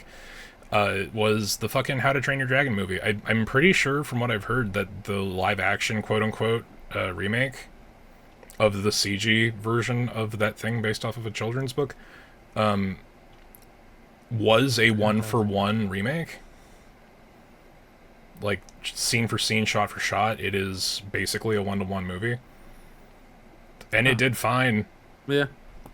I mean, the core premise here is just like, if you don't want to make this thing, if you don't want to adapt the thing, don't. Just fucking make something new. Like, goddamn, I know that stockholders are so in love with the idea that intellectual property with an existing audience is more valuable than pissing off that audience by making a thing that is not the thing they want. But don't do that. Like, fuck, man, make something new. There's also a thing of Disney needing to renew the IP ownership. I mean, fuck, make a new season of the goddamn TV show. That show was good. That would have been dope. Yeah. Yeah. Also, it doesn't go into the extended lore of the show at all either, because again, they removed Gantu as a character, so they're definitely not going to bring Hamster Wheel or any of the other experiments forward. No shit. But yeah, fucking. I was gonna say. I don't know how they're going to make a sequel when they removed Gantu as an antagonist, because the whole thing is that he's a recurring antagonist in the show because he gets abandoned on Earth because of how badly he fucked up. Yep. And then every now and then he does help because the other experiments are mad crazy. But at the end of the day, he's working for Hamster Wheel because he wants a way off planet. Yeah, and then it's like, I'm still going to like take you down 626. Yeah, it's a revenge arc for him, and he never gets it because that would defeat the show. So we have I think we have griped about the bad. We digress. Um, uh, how about a good adaptation? Beyond, I know you yes. were a fan of this one. This was my absolute. Honestly, I can honestly say Fallout's been my favorite live action adaptation of any property that I've liked in the entirety that I can say that I've seen live action adaptations. Because I mean, we didn't touch on them, but in Disney side, Lion King and Aladdin are two of my favorite movies of all time. Hated their live adaptations. And Oh, we're not gonna get into that, but well, I have one thing I to say about that actually before we get too far into Fallout. yeah, I did go see Mufasa without seeing the the live full action remake. live action remake. Mhm. Mufasa is bizarre. Mufasa is fucking bizarre because this is a pre-sequel in that it takes Yeah. place, like the framing structure takes place after the Lion King remake because it's Simba's daughter being told the story of Mufasa. Oh, that was that what it is? That's the framing. I didn't know that. I So literally just thought it was an origin story of the Mufasa origins, and like well, how it far is, it but came to be. it's framed that way so that you can cut away to Timon and Pumbaa so that they can have 4 or 5 lines so Seth Rogen can stay in SAG for another season. But yeah, Yeah. so that pre-sequel is bizarre for one reason. You're telling the story of Mufasa, how he comes to the Pride Lands, and the antagonist of that is a excommunicated. Like, there's a bunch of lions that are excommunicated from their various prides because they are albino. They're albinized. Their fur is white, like bone white. Not the excommunicado like John Wick. Well, Oh I no. mean, in nature, if you're different, it's usually a bad thing, and it results in either you surviving or you dying. It is They're the white devil. that is kind of vaguely what they're going for. But the crazy thing is, you have this herd of like this pride of white lions pursuing Mufasa because he kills the son of the head lion, and these guys, while they're primarily albinistic, they are also just like they're stronger for some reason. It's weird, but there's something to be said. So the crazy As thing always. about Mufasa is that this is a story. This is the movie had. I think it was the final recorded lines from. James Earl Jones, you mean? Yes, James Earl Jones. So James Earl Jones passed away shortly after the production of this movie. I think it was his last recording role Yeah. before Fortnite made an AI replication of his voice, which is just weird and bad. We'll talk about that some other time. But Mufasa is really weird because it's like the thing opens up with a James Earl Jones memorial and also closes on one. Um, and it's just kind of bizarre because the whole focus of Mufasa is about legacy and remembering like those who came before and like remember. I mean, yes, like quite literally.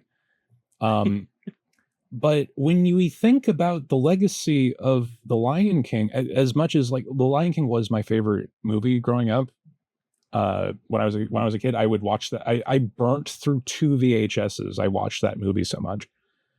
Um, so say what you will about the weird dead facedness of the CGI, how it's difficult to tell characters apart because you're trying to make them photorealistic with more anthropomorphized expression.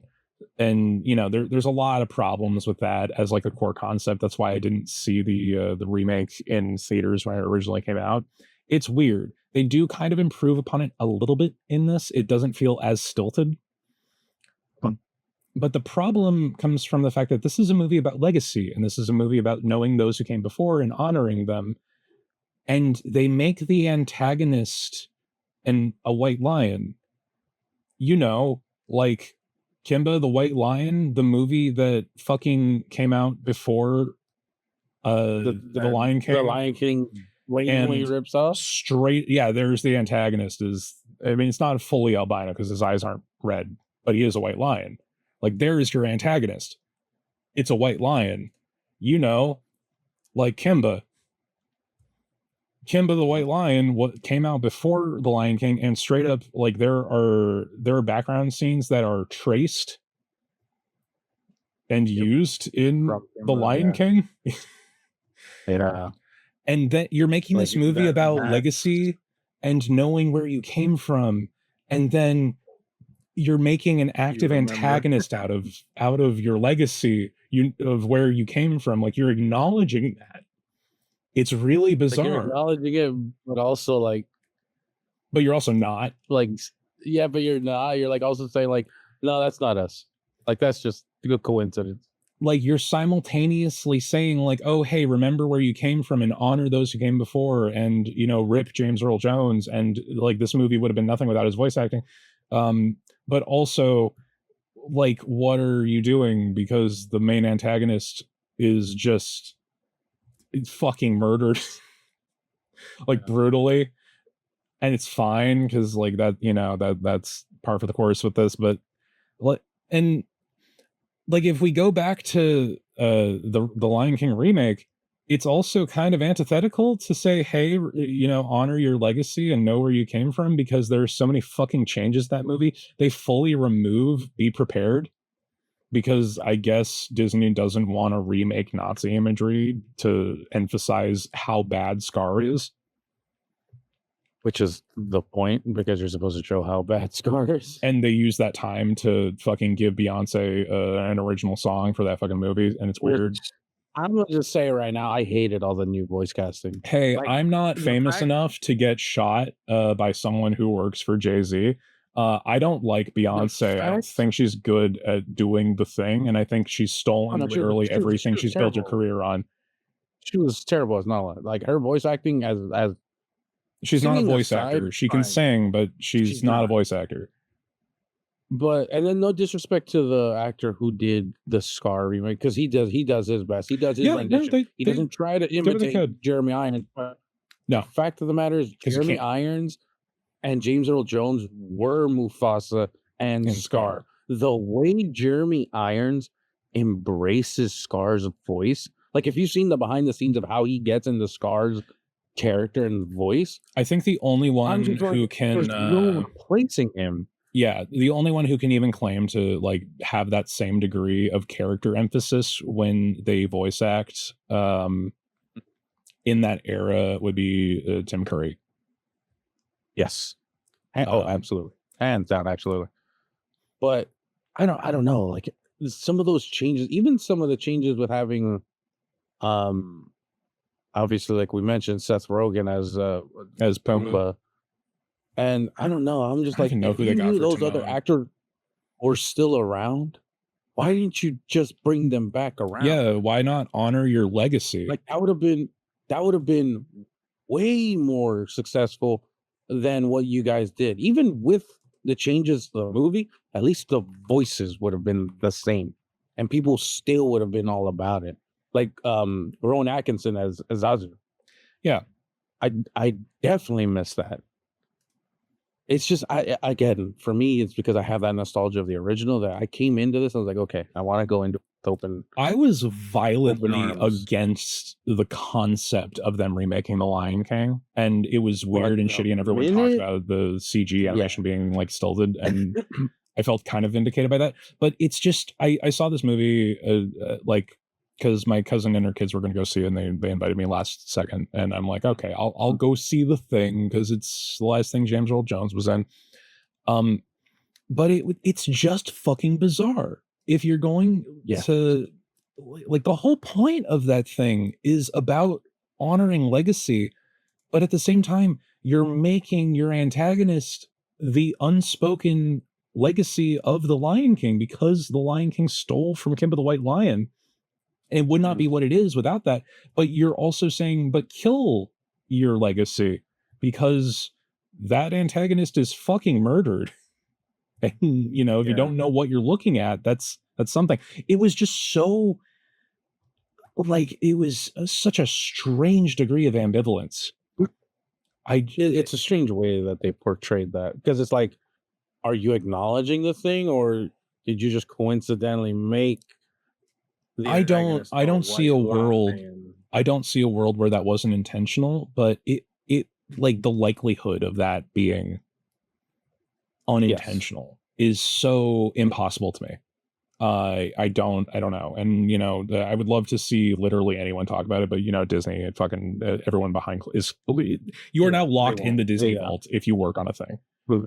Yeah, they'll never acknowledge that, not for like another 100,000 years. But speaking of things that are locked away in vaults, yes, that Fallout show is pretty good, huh? Fallout. Sagoo. Fallout hands down has to be one of the best adaptations I've seen ever. I was gonna say in recent, but I would just say ever. Say your piece, because I have thoughts on this.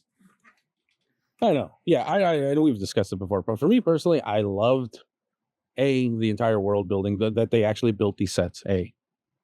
B, you can tell they really did consider the lore, and given there were some things that kind of did muck it around. They really did consider the lore. I will agree with that. They did consider quite a lot about it. They did. From acclaimed video game director, Fraud Coward. Did I ever tell you I saw him at a bar here in Beverly Hills? How far down did you have to look? I didn't realize. Todd Howard's very short. He's very short. He's a very short man. But he was there with like some other execs, I guess, or he was with a group of people, but I just saw him standing there at first, and I was like, Todd Howard never created the Fallout series. No, he bought the people. No, he did. That's for sure. Yeah.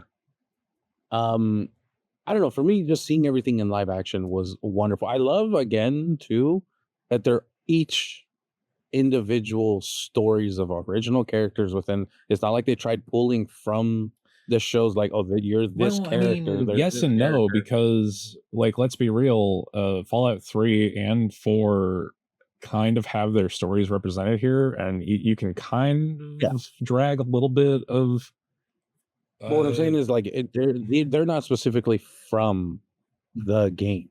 They're original characters to the show. Yeah, I mean, they're original characters. But Lucy is one for one.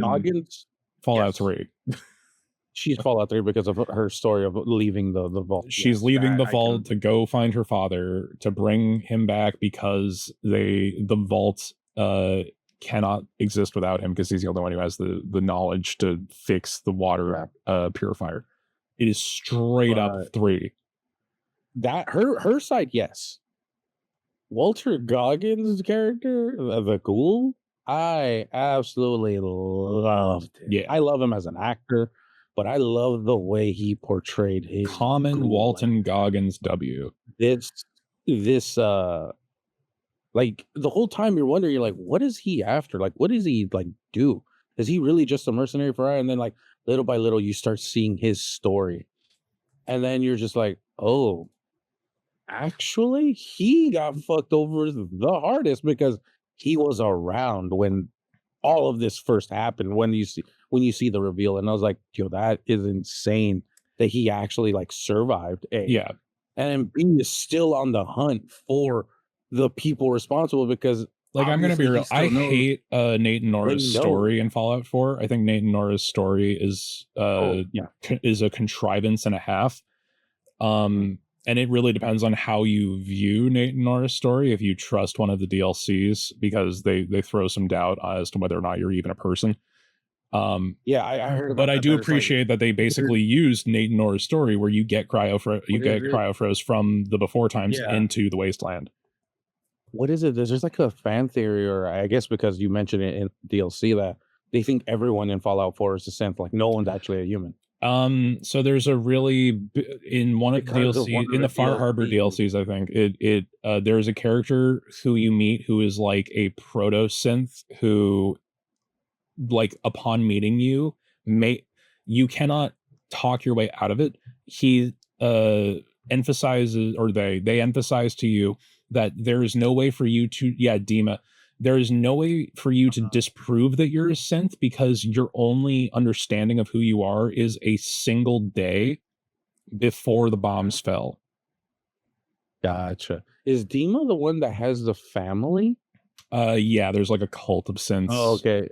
That No. I'm talking about another character in Fallout 4 then, because I guess it's like a Japanese family. Like there's a father and a so mother. the Japanese family is how you get introduced to the Far Harbor DLC. You Okay. pursue a daughter because she has doubts as to whether or not she's a person because she's adopted. Yes. The Nakanos. Yeah. I'm gonna be Like real. that's I why I don't was like, remember enough of the Far Harbor DLC because the actual gameplay in that sucked a big old bag of no, dicks. I just Respectfully, remember because there's a fan theory because of that DLC that people are like, oh, it's not a fan theory. It's straight up theory- pushed on you by the Dima. theory, the theory is like no one in that world is actually a human. Like no humans exist really. They're all just synths that have been. Well, I mean, the second brainwashed you or kill something, like, they someone and don't you don't realize. find synth parts, you kind of prove that they're not a synth. Yeah, but going back to the show itself, I loved. I think what I loved too about it is that they didn't focus on one character more than the other. Each leading role had a story set, built, and then it all converged together. I forget the actor's name, but the squire from the Brotherhood of Steel. I love seeing like that whole process where he's like they're like the mentality of what the Brotherhood is all about, and then his moral dilemma of like, well, I just broke the rules, but now what I do? Do I tell them? Do I lie? You know, like rather than like I love seeing these characters like actually be characters. They're not like just following blindly, or they're not just. They made these characters feel realistic, like how you would in the game. Like, So I are you gonna think a play big part of this? that plays Are into you gonna how, play like this? yeah, I think a big part of it plays into how the Brotherhood of Steel is presented in 3.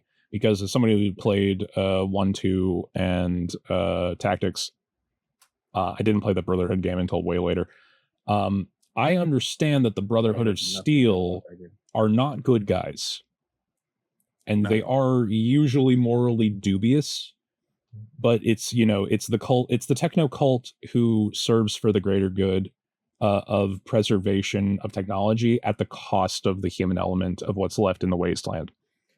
Yes. And 3 and changes that that is because their Brother sole purpose. Lyons is a moral freak. He is a benevolent good guy, and that is not what the Brotherhood's about. But everyone who started playing Fallout with 3 think, oh, the Brotherhood of Steel is like intentionally a bad feel since like 4 onward. Yeah. A little bit less so in New Vegas, because New Vegas kind of rushed aside the Brotherhood, because the only Brotherhood chapter that's there is stuck underground because of their own bullshit. So I feel like Maximus is the character name. I feel like Maximus's presentation of strength build at best, because he is a dumbass, is a really good kind of ludo narrative presentation of a different style of character that you can play. That's an interesting conflict depending on what is canonized. Yeah, so going based off the ending of the series, they're gonna have to make a choice as to what New Vegas ending is. So let's not get ahead of ourselves. So is there anything else you want to say about the core of the show? Oh, yeah. I think what I love the most about it is that I really felt enthralled as the same as when I play the game. Yeah. Like I loved seeing where they were going, the interact characters. Like again, the world building, it felt so real to me. Like watching the show, I was like, yo, this feels exactly how I am when I'm playing the games. I'm like, what are they exploring? What are they doing over here? Like, more than anything, how aside from I know there was one or two minor things with the ghouls, I loved how they like would show how ghouls would be a ghoul to then be feral, and then Because what was it in? I the think this is one games? of our biggest points of contention because one of two gripes. I really only have two problems with Yeah. the show, narratively. Mhm. They introduce ghouls to have a constant threat for Walton Goggins' character, be that he has to continue to search out for the serum that will keep him sane. Because a ghoul is a person who is exposed to a degree of radiation, yet has the mutagenic effect to maintain sapience and sentience by becoming a radioactive zombie, for lack of a better term. Now, the thing in the games is that the Ludo narrative here is that sapient ghouls can live as long as their body maintains, and they feed on radiation. They are healed by it to a minor degree, but you cannot have a ghoul maintain their sentience after exposure to enough radiation. Radiation both heals a ghoul and is necessary for their survival, but if they're exposed to too much, they will go crazy. They become feral. So the contrivance of the show to say, firstly, where the fuck did this serum get developed? Who is doing this? Is this a thing? Is this a product of the Enclave? Yeah, that's one thing they never explained. How can you, and I'm sure season 2 might touch on this, how can you have prepared medication for a condition that only exists in a post-bomb drop world? I don't know. I understand what the MacGuffin is from a writing standpoint, but because I understand what the MacGuffin is from a writing standpoint, I'm really frustrated because literally all they had to do was make it Radaway. Yeah. Because if he was on the constant verge of losing himself until he would get I don't remember what the fucking actual historical use of Radaway is for ghouls. I don't know if it kills them, it does damage to them, but all you had to do was say oh yeah, we got to rat away some of the radiation, otherwise I'm going to go crazy. That would have still worked and not have betrayed the fucking narrative. The actual game lore. It wouldn't betray the game lore, but it also would not be as narratively stupid because Radaway exists for people. Yeah. And it exists in a pre-war world because the pre-war world is very aware, hey, we're at 11:59 on the nuclear clock. We need to prepare for what happens if radiation is a problem. We're in a hyper advanced atomic age. We need to be prepared if radiation is a problem. So when the Brotherhood lands in, that scene sent me. Because I love the power armor. So seeing them walk up on it, I was like, yo, this is fucking sick. I want the power. I mean, also, it's closer to 4's representation, so I'm a little on it. Another thing, too, that is really great that they show is the naivety of Lucy and how she grows as a character by the end of the show, too. Yeah. Because obviously all she knows is the vault. And even then, I love how they show the different vaults, too, and how it's different. Because when she steps into the other vault, she's like, well, this isn't it. So that's the interesting thing about, what is it, 112? Yeah. Is her vault. It's essentially one of the prepper vaults from 76, but they never got the call. Because it was, we know later in the show that it's an executive vault. So everyone who's cryogenically frozen there and not actively producing stuff within the course of the vault is Vault-Tec employee. But within the narrative of how Lucy is presented as a character, they prepare them to eventually go out. They are like, here is what will happen if you go out into the nuclear wasteland. Here is a potential of what you may encounter. You need to prepare for this. You need to be weapons trained. You need to know your way around mechanics and guns and stuff. But it's so funny because you see how she starts off as wanting to do the good thing, where she's like, oh yeah, I want to help these people because they've been living out here. So then she realizes very quickly when she gets robbed, she gets attacked, she goes get run through the mud, like the in the good worst kind of old thing. Then, American moral fiber that she was raised on does not and exist in the then wasteland yeah, and then you naturally. see Walter Goggins' ghoul just come and like not even take her under her wing, but it's just like if you want to survive, like you're gonna need to step the fuck up. And Like he is whatever actively you using think, her. She is a tool to him at first. yeah. I just like he's always like whatever you think is right is wrong because out here it's survival. Well, we know And exactly that's why what it is. his opinion about Vault Dwellers is what it is. Well, yeah. And then that's another thing I loved about him too, because it's like he was all about Vault-Tec. And then Well, suddenly he hears not the news really, from but his wife. Well, I mean, sort of yes, and well, I mean, he is he is a Red based on Scare the facade that they communist show. in the terms of like how the narrative presents him. Yeah, he is Vault-Tec like positive because obviously they're paying him. Well, Two, his wife works he's for the company. America positive, but Yeah, you know what and that so he's means all with about Vault-Tec is what their its own thing. intentions, what he thought the intentions are. And when he actually finds out the real intentions, he's like, "Whoa, wait a minute! Like, we can't be having this. Like, none of this seems right." And then you see the disconnect of him and his wife.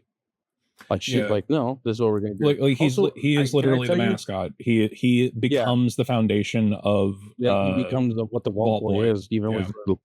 with the signature thumbs up. Yep. I also love the one So that's a scene point that of really, retroactive lore like, that I actually like. yeah, like that I really love too in this show is when they show all like the round table essentially Yeah. of all the companies Oh, discussing dude, literally to see everything. like it's such a fucking minute thing, but when you have like 15 frames of them going past the CEO of Big Mountain, the fucking Yeah, the big empty representation, the fucking yeah, yeah. Mr. House, Mr. House Vault-Tec is itself. there, fucking the robotics company, I keep forgetting. Oh, I know who. I know what you're talking about. I'm a West Tech. huge West Tech. I am a huge Fallout fan, and I have a bad memory for shit. It's my You're own so fault.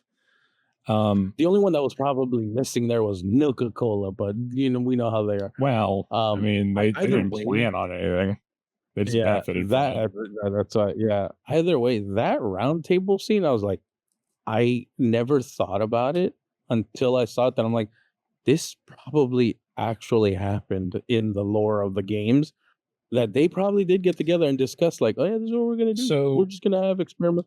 Like if we're gonna leave the we're gonna talk vaults about the to lore of the however you want. games, the thing is that like this show narratively is the latest thing in the Fallout In the timeline. timeline, yes, it's the last So thing in the current time. what it does is it establishes a lot. It makes a lot of choices about establishing lore that I am not super a big fan of because there's a lot of implication. Fallout, like the Luto narrative of Fallout, is a lot of implication of collusion and war profiteering and just the dehumanizing aspect of capitalism in a pre-post-war world. The like saying the quiet part out loud, I think, kind of takes away from that a little bit.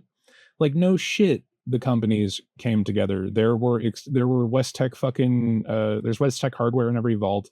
There were social experiments being portrayed by scientists of Big Mountain. Their like House has his whole deal. House is House, who had even more ulterior motives compared to everyone else. There's an entire vault that is just his private robotics army. Yeah, it's pretty awesome. Fucking so like obviously there's collusion and but to say like, oh hey no, we're the ones who actually pushed the atomic clock to midnight is like a little contrived. Like it takes away from the mystery of the thing. The whole point is that like what was it? Yeah, like the whole implication is that this is a world that was forced by our hand by preparing for the worst, and by preparing for the worst we enacted the worst by saying like, oh no, the companies they're just like, we could just do this, fuck it. kind of takes away from that. So I'm not the hugest fan. I'm the hugest fan of that choice narratively. Yeah, and that's This fair. I mean, for me, because I personally loved it. No, I was just saying, like, for me, seeing that depiction of like the round table, I was like, oh, the round table is really yeah. interesting, and I like that as an idea. I don't like the dialogue of them saying like dialogue we of could them. just end the world because we're evil. like we can. This is an opportunity for experimentation. It just doesn't it like you if it was better written, which you know I think the writing of the show is really solid, but that scene takes away from the big bad evil corporate America.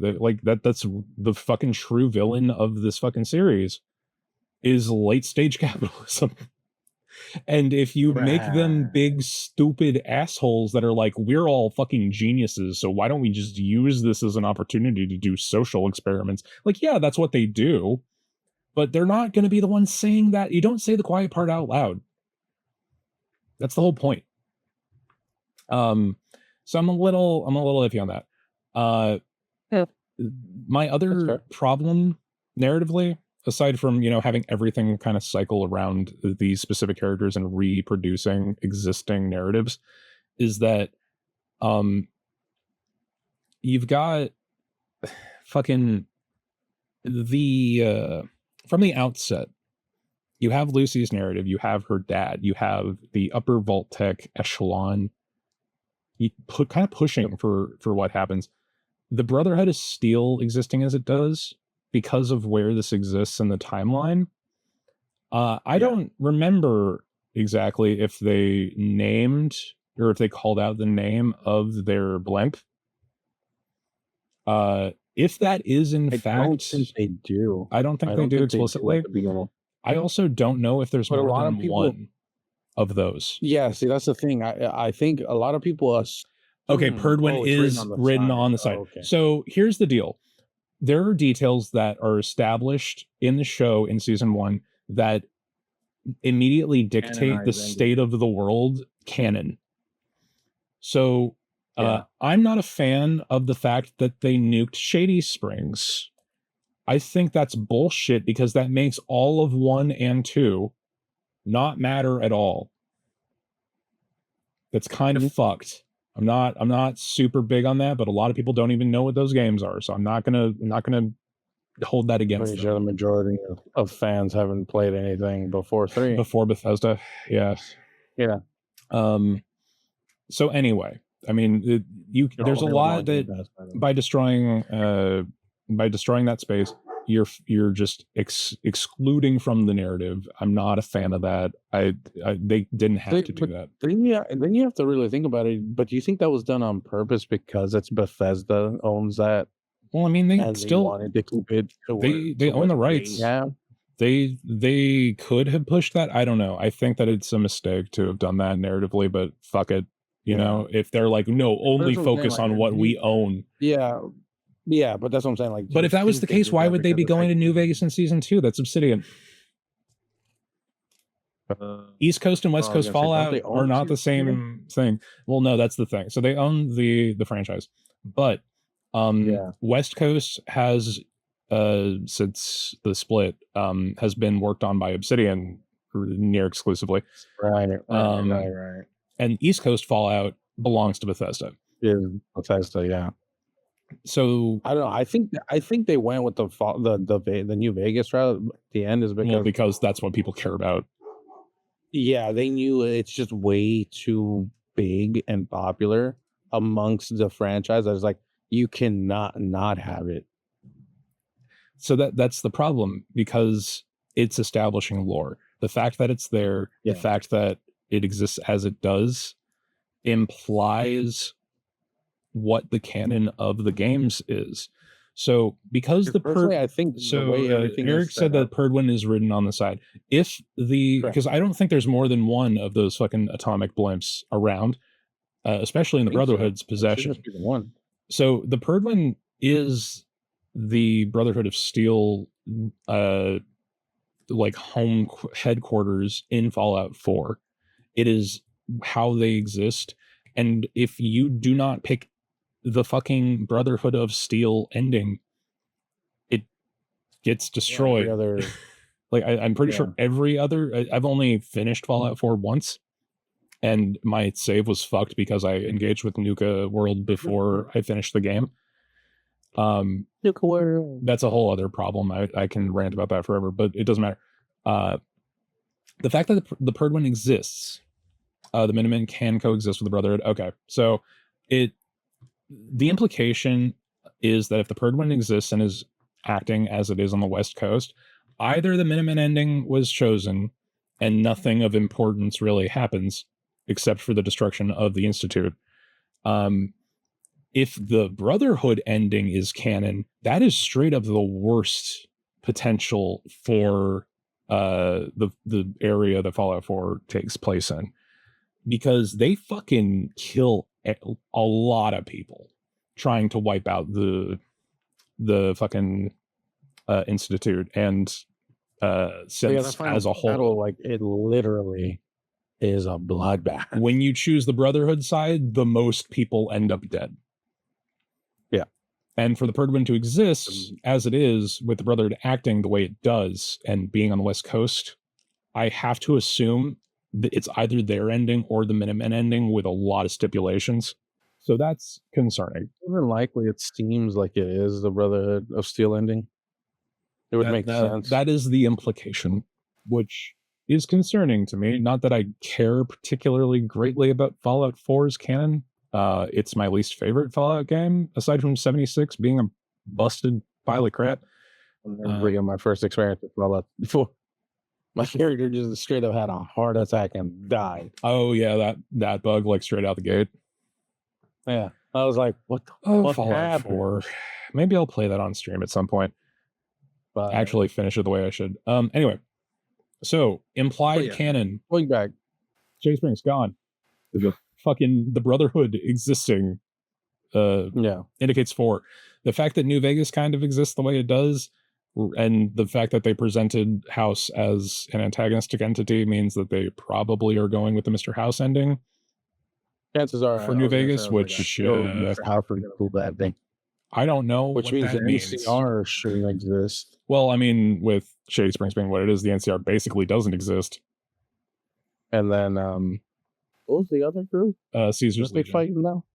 And the Caesar's Legion, and this way. Whether Caesar's Legion is dealt with is a real question. Yes. Probably not. But I do like, one thing I do like that is pretty cool about the ending of season 1 is how they introduced the next step in, like, power and energy to bring humanity back from what they're in.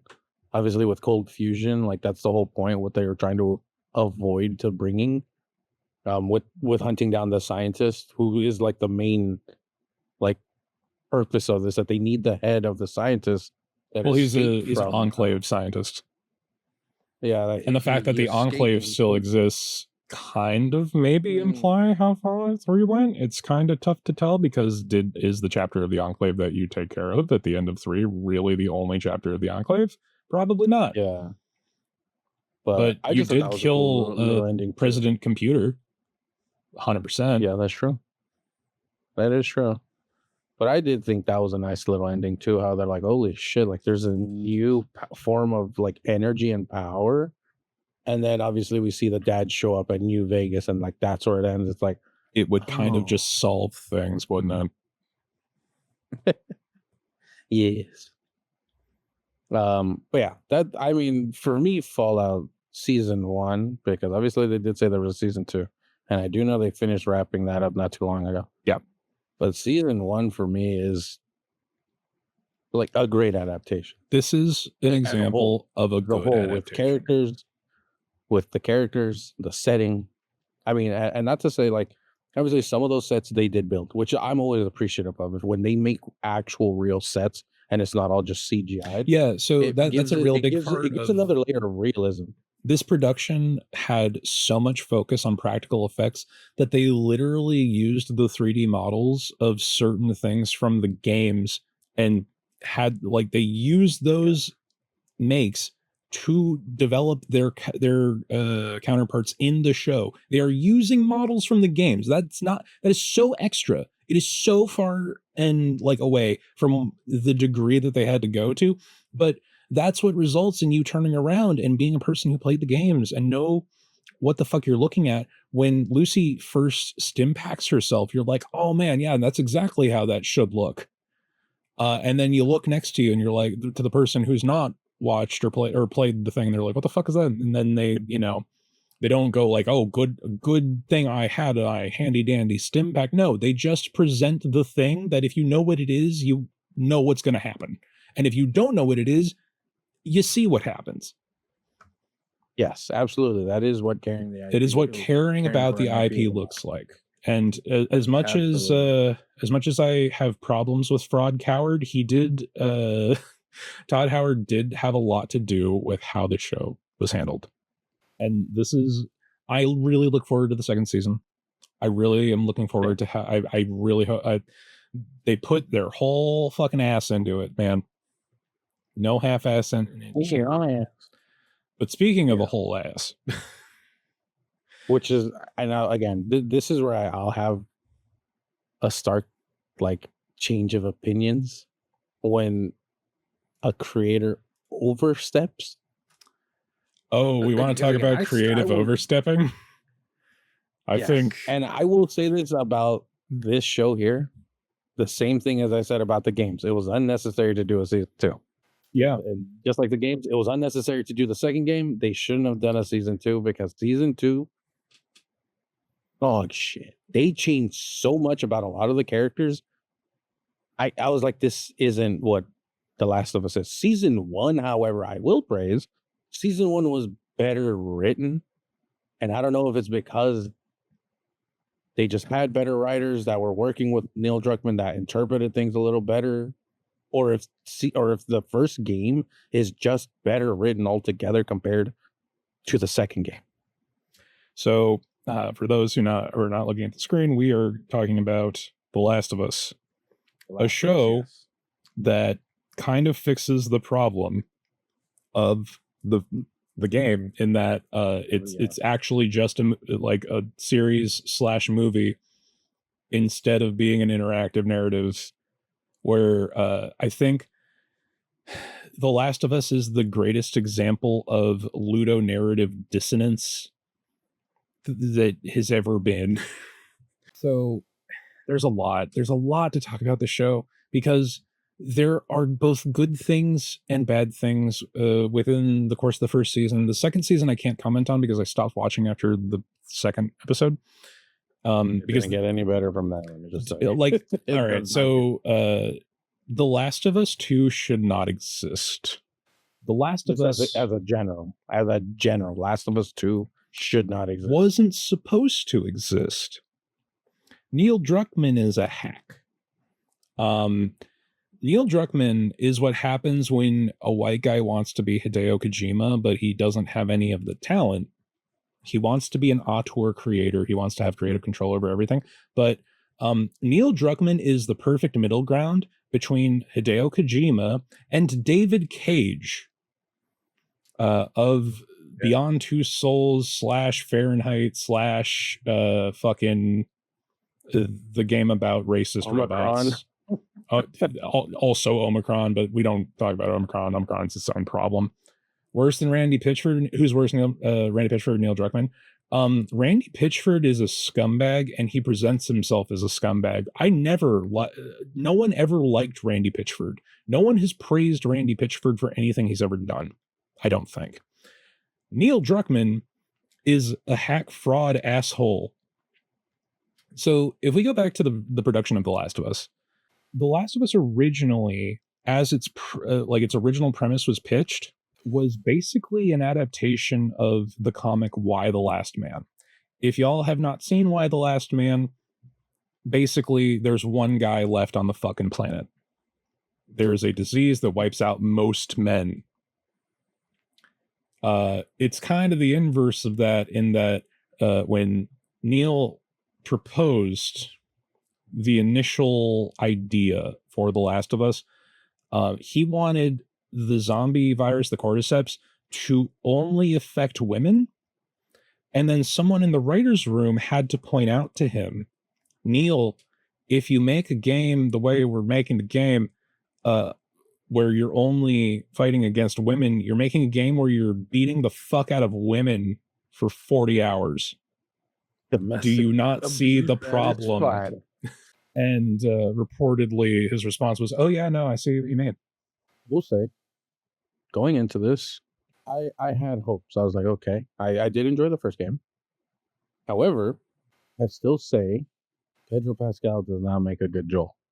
Yeah, that's fair. And I know it's because I know it's his popularity that not that I'm saying he's a bad actor.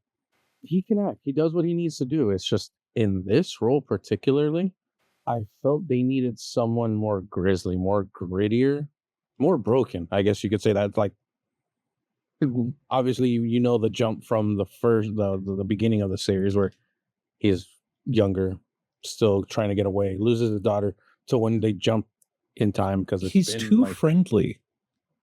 Yeah, Pedro Pascal is too much like your buddy you take out for a beer. He doesn't have the grizzle or grit that Joel should. And you know who I would have loved to have seen? Like a Michael Shannon. Yeah. Yeah, that would this role. Because he already comes off like not friendly, but you make him somewhat friendly at the beginning because he has a daughter. Then once he's already this broken man, like you just sense that you're like, that man is not to be trifled with. Like he will obliterate everyone here. Yeah, he has nothing left to live for. That is his whole deal. I think Pedro Pascal does a really good job, but he's not Joel the way that Joel should be. No, and it's because sometimes too when he's speaking, even in the tone of his voice, I'm like, you still sound too soft, too friendly. You have not lost everything, Pedro Pascal. Yeah, of course. Nick Offerman. See, and we're going to touch on that, Eric. Nick Offerman. The Last of Us 1 desperately wanted to be a fucking movie. I think it the writing room there felt like it had contempt for the player. The ludonarrative dissonance between Joel and Ellie, the 1.5 man army, who take out like 200 dudes and even more zombies in their journey across America in a time frame and state of being that should make that fucking impossible, while trying to say, like, having this deep emotional like connection between the two of them, and like having the core premise of The Last of Us is good and fine. It is a tragic drama where you have someone who has lost everything, who has lost his daughter, and finds a new opportunity to have a daughter. To kind of like not make things right, but to like to have anything, to have something worth living for, have something worth like fighting for and living for day to day, rather than just surviving. He has something to look forward to now. Yeah, he has something to live for. And again, the setup, I will say I do like in this show how they expand certain stories or certain scenes that you don't get to see in the game. So one particularly, which I know me and you gushed about. I think the way to present this is that The Last of Us is chronically has been released in 2011 fucking like era in its writing and its vibe. Yeah. Because The Last of Us 1 has decent character writing, mostly as a result of the efforts of Amy Hennig and the writing team that have to work around Neil Druckmann, because you have a lot of the vibes from the Uncharted character writing there. There's a lot of good interpersonal play there, but there are characters that are fucking written for essentially an extended joke that the series being, produced now have given the opportunity to actually be characters instead of the butt of a joke. Yeah, Nick Offerman's character in the show, very good. This version of Frank, very good. He's a character. Yeah, episode 3, I can honestly say, has probably been one of the it's good TV, man. I've ever seen. The writing, the like the whole back and forth of how Nick Offerman's character's like, who's this crazy guy? He's like, I'm just asking for for a night to stay, this and that, like, and even then he's like still hesitant. He's like, no, like what would I do? And Well, so like in this situation, his character is like the joke, like ID, like the archetypical doomsday prepper who gets proven right. And at first he's like psyched because he's right and he's prepped and he knows what to do. And then there's what comes after, and it's terrible and it's awful. And then, you know, he also is a gay character, and then he you know, having to come out of the closet after the world's fucking over is kind of like that is a whole different set of circumstances. But instead of where in the game you get introduced to him because he's a prepper and because he's a contact of Joel's that he needs supplies from. Yes. And you go through this whole section through the neighborhood. Which go ahead. Is always great to see. I love is that, like, it's as you mentioned, he's happy at first. He's like, I was right. I'm ready for this. But then as time goes on, he realizes, holy shit, I was right. Meaning at some point, I'm going to run out of resources, or eventually there's not going to be anyone left. Yep. And I'm going to be alone. And you can see that like sink into him as like months. Well, that's the tragedy of it, is that it's a retrospective understanding of like, oh, I like, fuck yeah, I'm right. And then the slow realization of, oh no, I'm right. It takes years. And in the game, his character is like this crazy asshole because he's a doomsday prepper. And you go through this weird ass, like on the rails section where you're working through the entire neighborhood that he's had prepped and is now like falling apart at the seams. And the entire fucking thing is just for them to get a car. And that scene that is represented accurately in the show where Ellie's like, oh, I found this gay porno mag and pages are sticking together. Like, he's played for a joke. He has no character in the game. Like, the fact that he was gay the whole time and he's this aggro fucking like doomsday prepper asshole was the joke. That was the long and short of it. And it's such a disservice to his character that that's all he was. And the HBO series makes an entire episode about his story, about who he is, about, you know, finding love in a world that he could not have had in, you know, his life before. And not to mention, so I much. love that they changed the deaths. Yeah. In the game, Bill, I think Bill and Frank. I know he gets bitten. Yeah, Bill and Frank. He gets bit and then he leaves on his own because he's like, well, I don't want to be here when I turn or all that. Yeah. At least in the show, it's like, oh, they've grown, you know, close to each other. They've grown a love. He gets sick. Yeah. And rather than doing anything else, they stay together. And he watches his partner die. It's slow and it's you're just like, and it's oh my fucking God. Like, these two characters, I just met them and I'm just like, I need to protect them. Like, I need them to be safe by the end of this. And as we know, clearly, no. Because that's what this is about. That's the craziest thing, is that like Ellie like gets to crack that same joke, but she doesn't even meet Bill. She doesn't know who the fuck he is. It's all retrospective. It's all flashback. Correct. Which kind of cheapens that. It cheapens the bit that is already like offensively bad. But like it does. Okay, so it does introduce a character where there was once a caricature. And I think that's an opportunity that adaptation, like, you can make changes to the source material when the source material is lacking, that The Witcher like completely fails to do, because the Witcher's main storyline is the draw. It is a good story. You don't need to change any of it. You just need to represent it.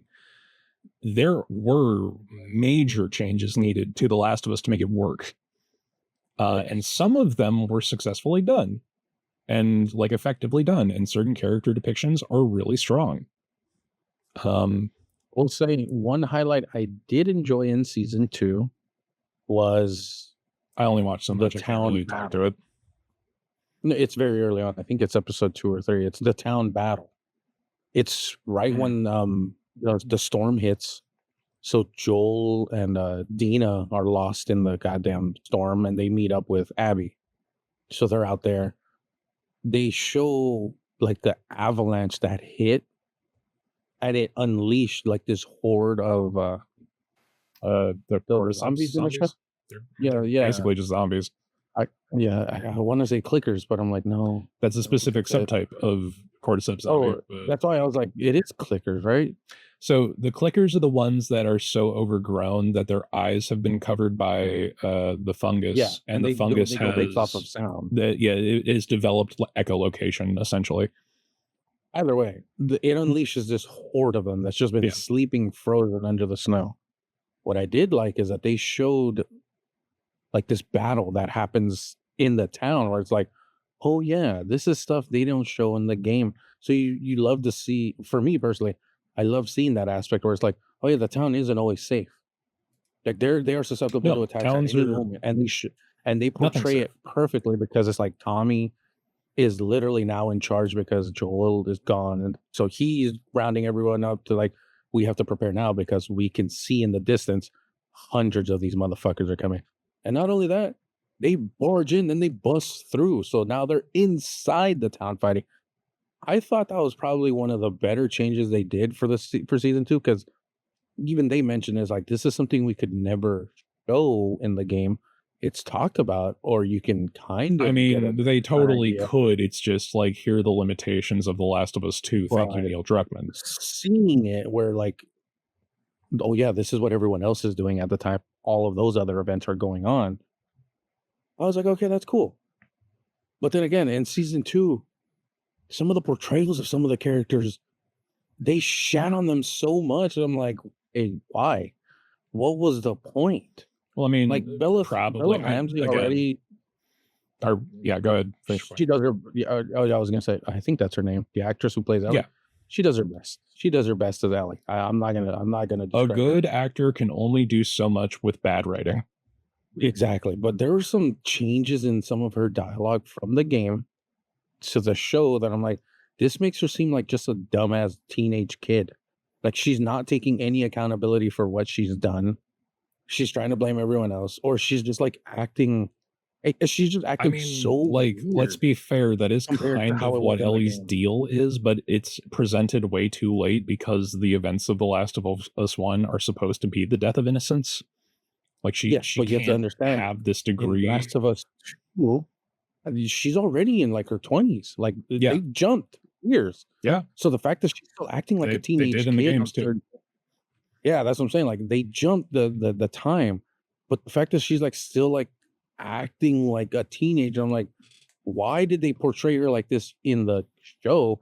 But in the game, it's like, no, she knows like what happened. She's taking accountability. She's taking responsibility for everything that's happened. Obviously, she's hunting Abby down. Even Abby, her portrayal in the show, I'm like, this is so weak as shit. I was like, none of this feels believable. Like that, why she was hunting down Joel, like it felt so, especially too, because as you mentioned, especially too, as you mentioned, it's like it's better shown, not written. There's so many things at the very Yeah, beginning where that's like, good. That's rule number 1 of good writing. You show, you don't tell. because in the game, obviously, you don't know who Abby is at the beginning. You don't know she's looking for Joel. You don't know any of that. Yeah. You just see them. They're a group of survivors that are out there. In the show, right out the gate, they're like, Abby, they name drop her almost immediately in her little group. And she's like, I don't care. I just need to find Joel. I'm going to fucking kill him. Da, da, da. I was like, okay. So we're just going to spoil her. Let me just tell you my motivations in the first 30 seconds of me being on screen. Right, so it's like right out the gate, they wanted to let people know, oh yeah, she's looking for him because he killed her dad. He was the doctor. And of course they show the scene. It's like, let that be shown. And then you can understand her motive. But when you just say it right off, and then an episode later, you show why she's mad, like because I'm like, this was so. There's so many like changes. This is an HBO production, but this is second screen writing, man. That's all it fucking is. But guess what? It's tell After don't show. season 2, after season 2, surprise, surprise, I Neil gave up Druckmann said on he's gonna after the second back. episode, dude. I don't know. Oh no, I'm saying like after the season 2 wrapped and all the episodes aired, Neil Druckmann announced that he's gonna step away from the show. Oh, Because so that's my favorite part of this is that Neil he didn't Druckmann is so want to be fucking involved toxic too to much. work with that he gets kicked out of every single thing that he is not the boss of. So And so he wants to step away because he didn't want to like be too involved on the project anymore. well, here's the And I thing was about like, it Druckmann. sounds to me like you were too involved, and some of the choices that were made that people didn't like, and now it's your fault. So there's a fun quote. One of my favorite, like my favorite thing about Pedro Pascal, who irreverent as fuck. He does not give a shit if you fuck with him. You will hear about it. It was at the 2025 Dice Summit. Druckmann shared a conversation he had with Pascal, who was getting like fed the fuck up with Druckmann's shitty directing on the show. When he would step in and be like, "No, we got to do it this way." He walked up to him and in front of everyone, and he asked him, "Do you even like art?" And it's a really good question with Neil Druckmann. I don't think he does. Question. I think Neil Druckmann is like a fucking like a quote unquote self-aware Tommy Wiseau, where he's like, this would be the drama, except like if a human being was writing it, it wouldn't be. So my two things about The Last of Us are that the narrative on the adaptation shifts dramatically at the end, but this is kind of we're talking about how Druckmann's a piece of shit. So the one other thing, aside from the fact that he's a horrendous misogynist pretending to be a misandrist, so Druckmann's the reason he pushed Amy Hennig out of Naughty Dog, which is why we don't have any more Uncharted games, at least ones with good writing. No, of course. And that's fucked already, like immediately. But I can't remember where. I'll have to search for the article again, but there was a quote that in the writer's room, but after one during the DLC production, where Druckmann put forward the idea of 2 as a DLC, like as the last DLC, and I think it was Amy Hennig who mentioned that she spoke up and said, "That's dumb and doesn't make any fucking sense." Because the premise of The Last of Us 2 is like, it is so fucking impossible to travel and do the things that Joel and Ellie already did once. It is so fucking impossible to do this thing. It is a miraculous fucking exodus from one space to another to travel this distance with these conditions. It is so fucking unlikely that the fact that they do it 4 times, essentially, because you have Joel and Ellie's first run, and then you have Abby's pursuit, and then you have Abby running away, and then you have Ellie pursuing Abby, all for it to end in nothing. The idea that you can do this fucking impossible thing 4 times is so fucking unlikely that it, like, the premise is flawed inherently. It's dumb. Yeah. And then shortly after, Amy Hennig left in less than glorious conditions to work on a project that will never see the light of day at a new company. So here's the one thing I have to say on the narrative of the show adaptation. Neil Druckmann did not like that people were not more conflicted about the ending of The Last of Us 1. Slight spoilers for The Last of Us 1. If you watch The Last of Us 2 show, then you know that things happen.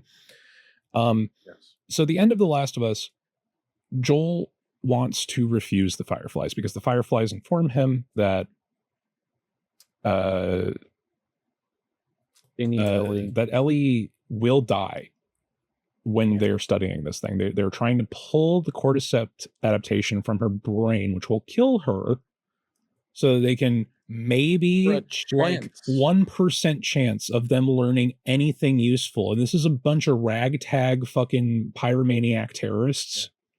For a chance. For like not even 10%. Like not even a percentage of them actually learning anything useful. And he's like, no, the life of this girl means more. Yeah. It's But like he makes the choice, and then he's like, no, and he goes back on the choice. The show completely subverts that aspect of his character because Joel went this far and has developed a relationship with this new pseudo daughter that he has taken in, and he cares for her like she was his own, and he still gives her up. But then he goes back for her. Yeah. But he still gives her up. He makes the choice. That's why Joel is a morally gray character, because even after all of this, he did the job still at the price of his new daughter. Yeah. But then he goes back and he kills everyone. And Druckmann was verbally frustrated and has expressed this repeatedly, that he was frustrated that people weren't more divisive about Joel as a character. They're like, oh, well, he went back and he killed everyone and he saved her, so good guy. He's like, no, not morally gray enough. So The Last of Us 2 becomes a fucking nightmare as a result of that. But this point of contention in the show is that Joel doesn't even get to show up and say no or yes or make a decision, because the Fireflies ambush them and knock him the fuck out. And he doesn't know what the deal is. He doesn't know that this thing will kill her. And they just take her. They remove choice. And that completely destroys the depth of his character, because you took away his choice. You took away the informed decision that Joel makes in the game. To see it on screen where he shows up and they're like, is it? Yeah. And they go to take her and he like kind of hesitates, which I feel like, because I've seen it too. I'm like, it would have been much better if like he hesitated to let her go with him, but then kind of has like you did this as a job. Yeah. They told you not to get close to her. She needs to come with us now. And like they forcibly take her from there. But no, they just knock him the fuck out. I would have loved that much better, because then it's like, okay, you hesitate. Saw the hesitation where he's like, even if he doesn't hesitate, you need, like, he needs to make the choice. You needed that moment where he needs to make that choice, where it's like, I know I've just traveled how long with this little girl. She's now become practically my daughter. We got to where we're supposed to. But do I let her go? Yes. Because at the end of the day, this is still a job. Yeah. And at the end of the day, it's also like you have this pie in the sky idea that whatever happens to her is going to cure everyone. It's going to save the world. Yeah. And then after finding out that she will 100% die and there's no guarantee that they solve anything, that's when he fucking changes his mind. That moment, that conflict is Joel's character. That is who he is. And in the show, they just take it the fuck away for contrivance. And then he just instantly goes and kills everyone, which is like, okay, kind of justified, because like you get flashbanged and your daughter gets kidnapped. Then you just go get her. That means that there's no moral indignation for Joel's character at all. At that point, like it's already known as like, oh, he already knew he wasn't going to let her go. If he instantly went back in and took her, there was no thought. There was no like, okay, well, yeah, I did what I needed to do. No, it's just, he got attacked. He woke up and he's like, okay, I have to kill them now. Like there was no thought about it. Like it's already forced that Joel was going to do this. There was no hesitation. There was no thought about it. That's like, is this really the right thing? The fact we that could just leave, like, fuck it. The show doesn't have the really balls to try to put that moral implication onto the audience is a failure of the adaptation. Otherwise, I think season 1's really good. But season 2 was doomed because you can't shine shit. Yeah. Regardless of what the Mythbusters say. I will give the praise. It is a great, I shouldn't say great. Great show. It's a good adaptation. Certain moments shine through. Like I said, episode 3 is they literally trip at the finish line for me. Like that completely destroys the purpose of the whole fucking show. And these are subtle things. These are implications. This is like, because you remove choice, people who didn't play the game don't know what the fuck happened. They think, oh, his daughter was kidnapped, he kills them, all fine and dandy. But for some reason, it obviously. But The Fireflies are just straight up bad guys. yeah. It's like, oh, bad people took his Well, I daughter mean, away, they are kidnapped straight up her. bad guys. They're I don't know. horrendous terrorists. Like, They let's definitely not are. mince words. That moment is portrayed like, oh, they kidnapped his daughter. Now he needs to be the big hero.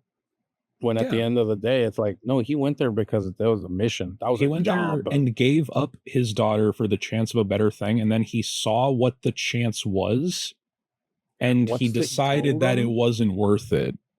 Yeah. After the fact. I mean, and then again, obviously the lie at the end of the show where she's like, "Oh, did you?" And he's like, "No." The lie doesn't even make sense. Yeah. The lie doesn't make sense because he didn't make the choice. Yeah. In the game, that's why it's like the lie makes sense because he's like, "Oh yeah, no, they said that they couldn't figure it out, and you're done, and we don't have to go back." Yeah, we don't have to go back in there. No, they left. Yeah. Like, that's the whole thing. Like, that lie, the fact that she knows that he's lying is the reason that in the transition between the first game and the second game, she goes years without talking to him. Years. And why at the beginning of 2, there's a disconnect between them. Like, the tension's there, even though he's like trying to reach out. She wants nothing to do with it. And sure, Joel's not morally reprehensible enough for us to like have any kind of conflict about the fact that they killed him off in the first 2 hours of the game, like, be just a universally bad idea. Like, I understand that there's an argument in narrative to kill your darlings, and like the emotional impact of killing off a really important key character is really like there's good ways to do it and there's bad ways to do it. Both of them are in Game of Thrones, but fucking it serves no purpose. It serves no purpose to kill off Joel then. Article, about the, like, obviously in the game, it's whatever. You can do that in the game. It's just because Neil Druckmann had a hate boner for the fact that people weren't conflicted enough about his video game. But in the terms of the show, I'm like, also, don't they like constantly flash back to him being alive anyway, so it doesn't matter? That's what that's what the article I was reading was talking about. Okay, because I didn't watch the rest of season 2.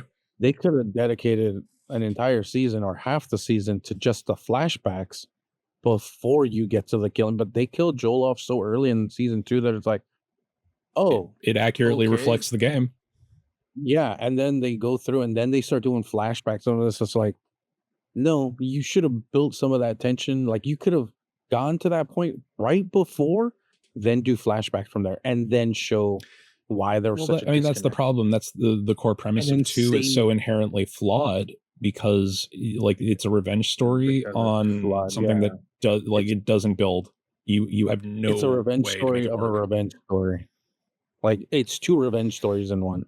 Abby's getting her revenge, and then Elle's trying to get her revenge, or Ellie's trying to get her. And the cycle of violence will never end until you pursue the person you're seeking revenge on to the literal ends of the earth, to the Pacific fucking Ocean, across a country in a state where you should never be able to reach it, and then you do nothing.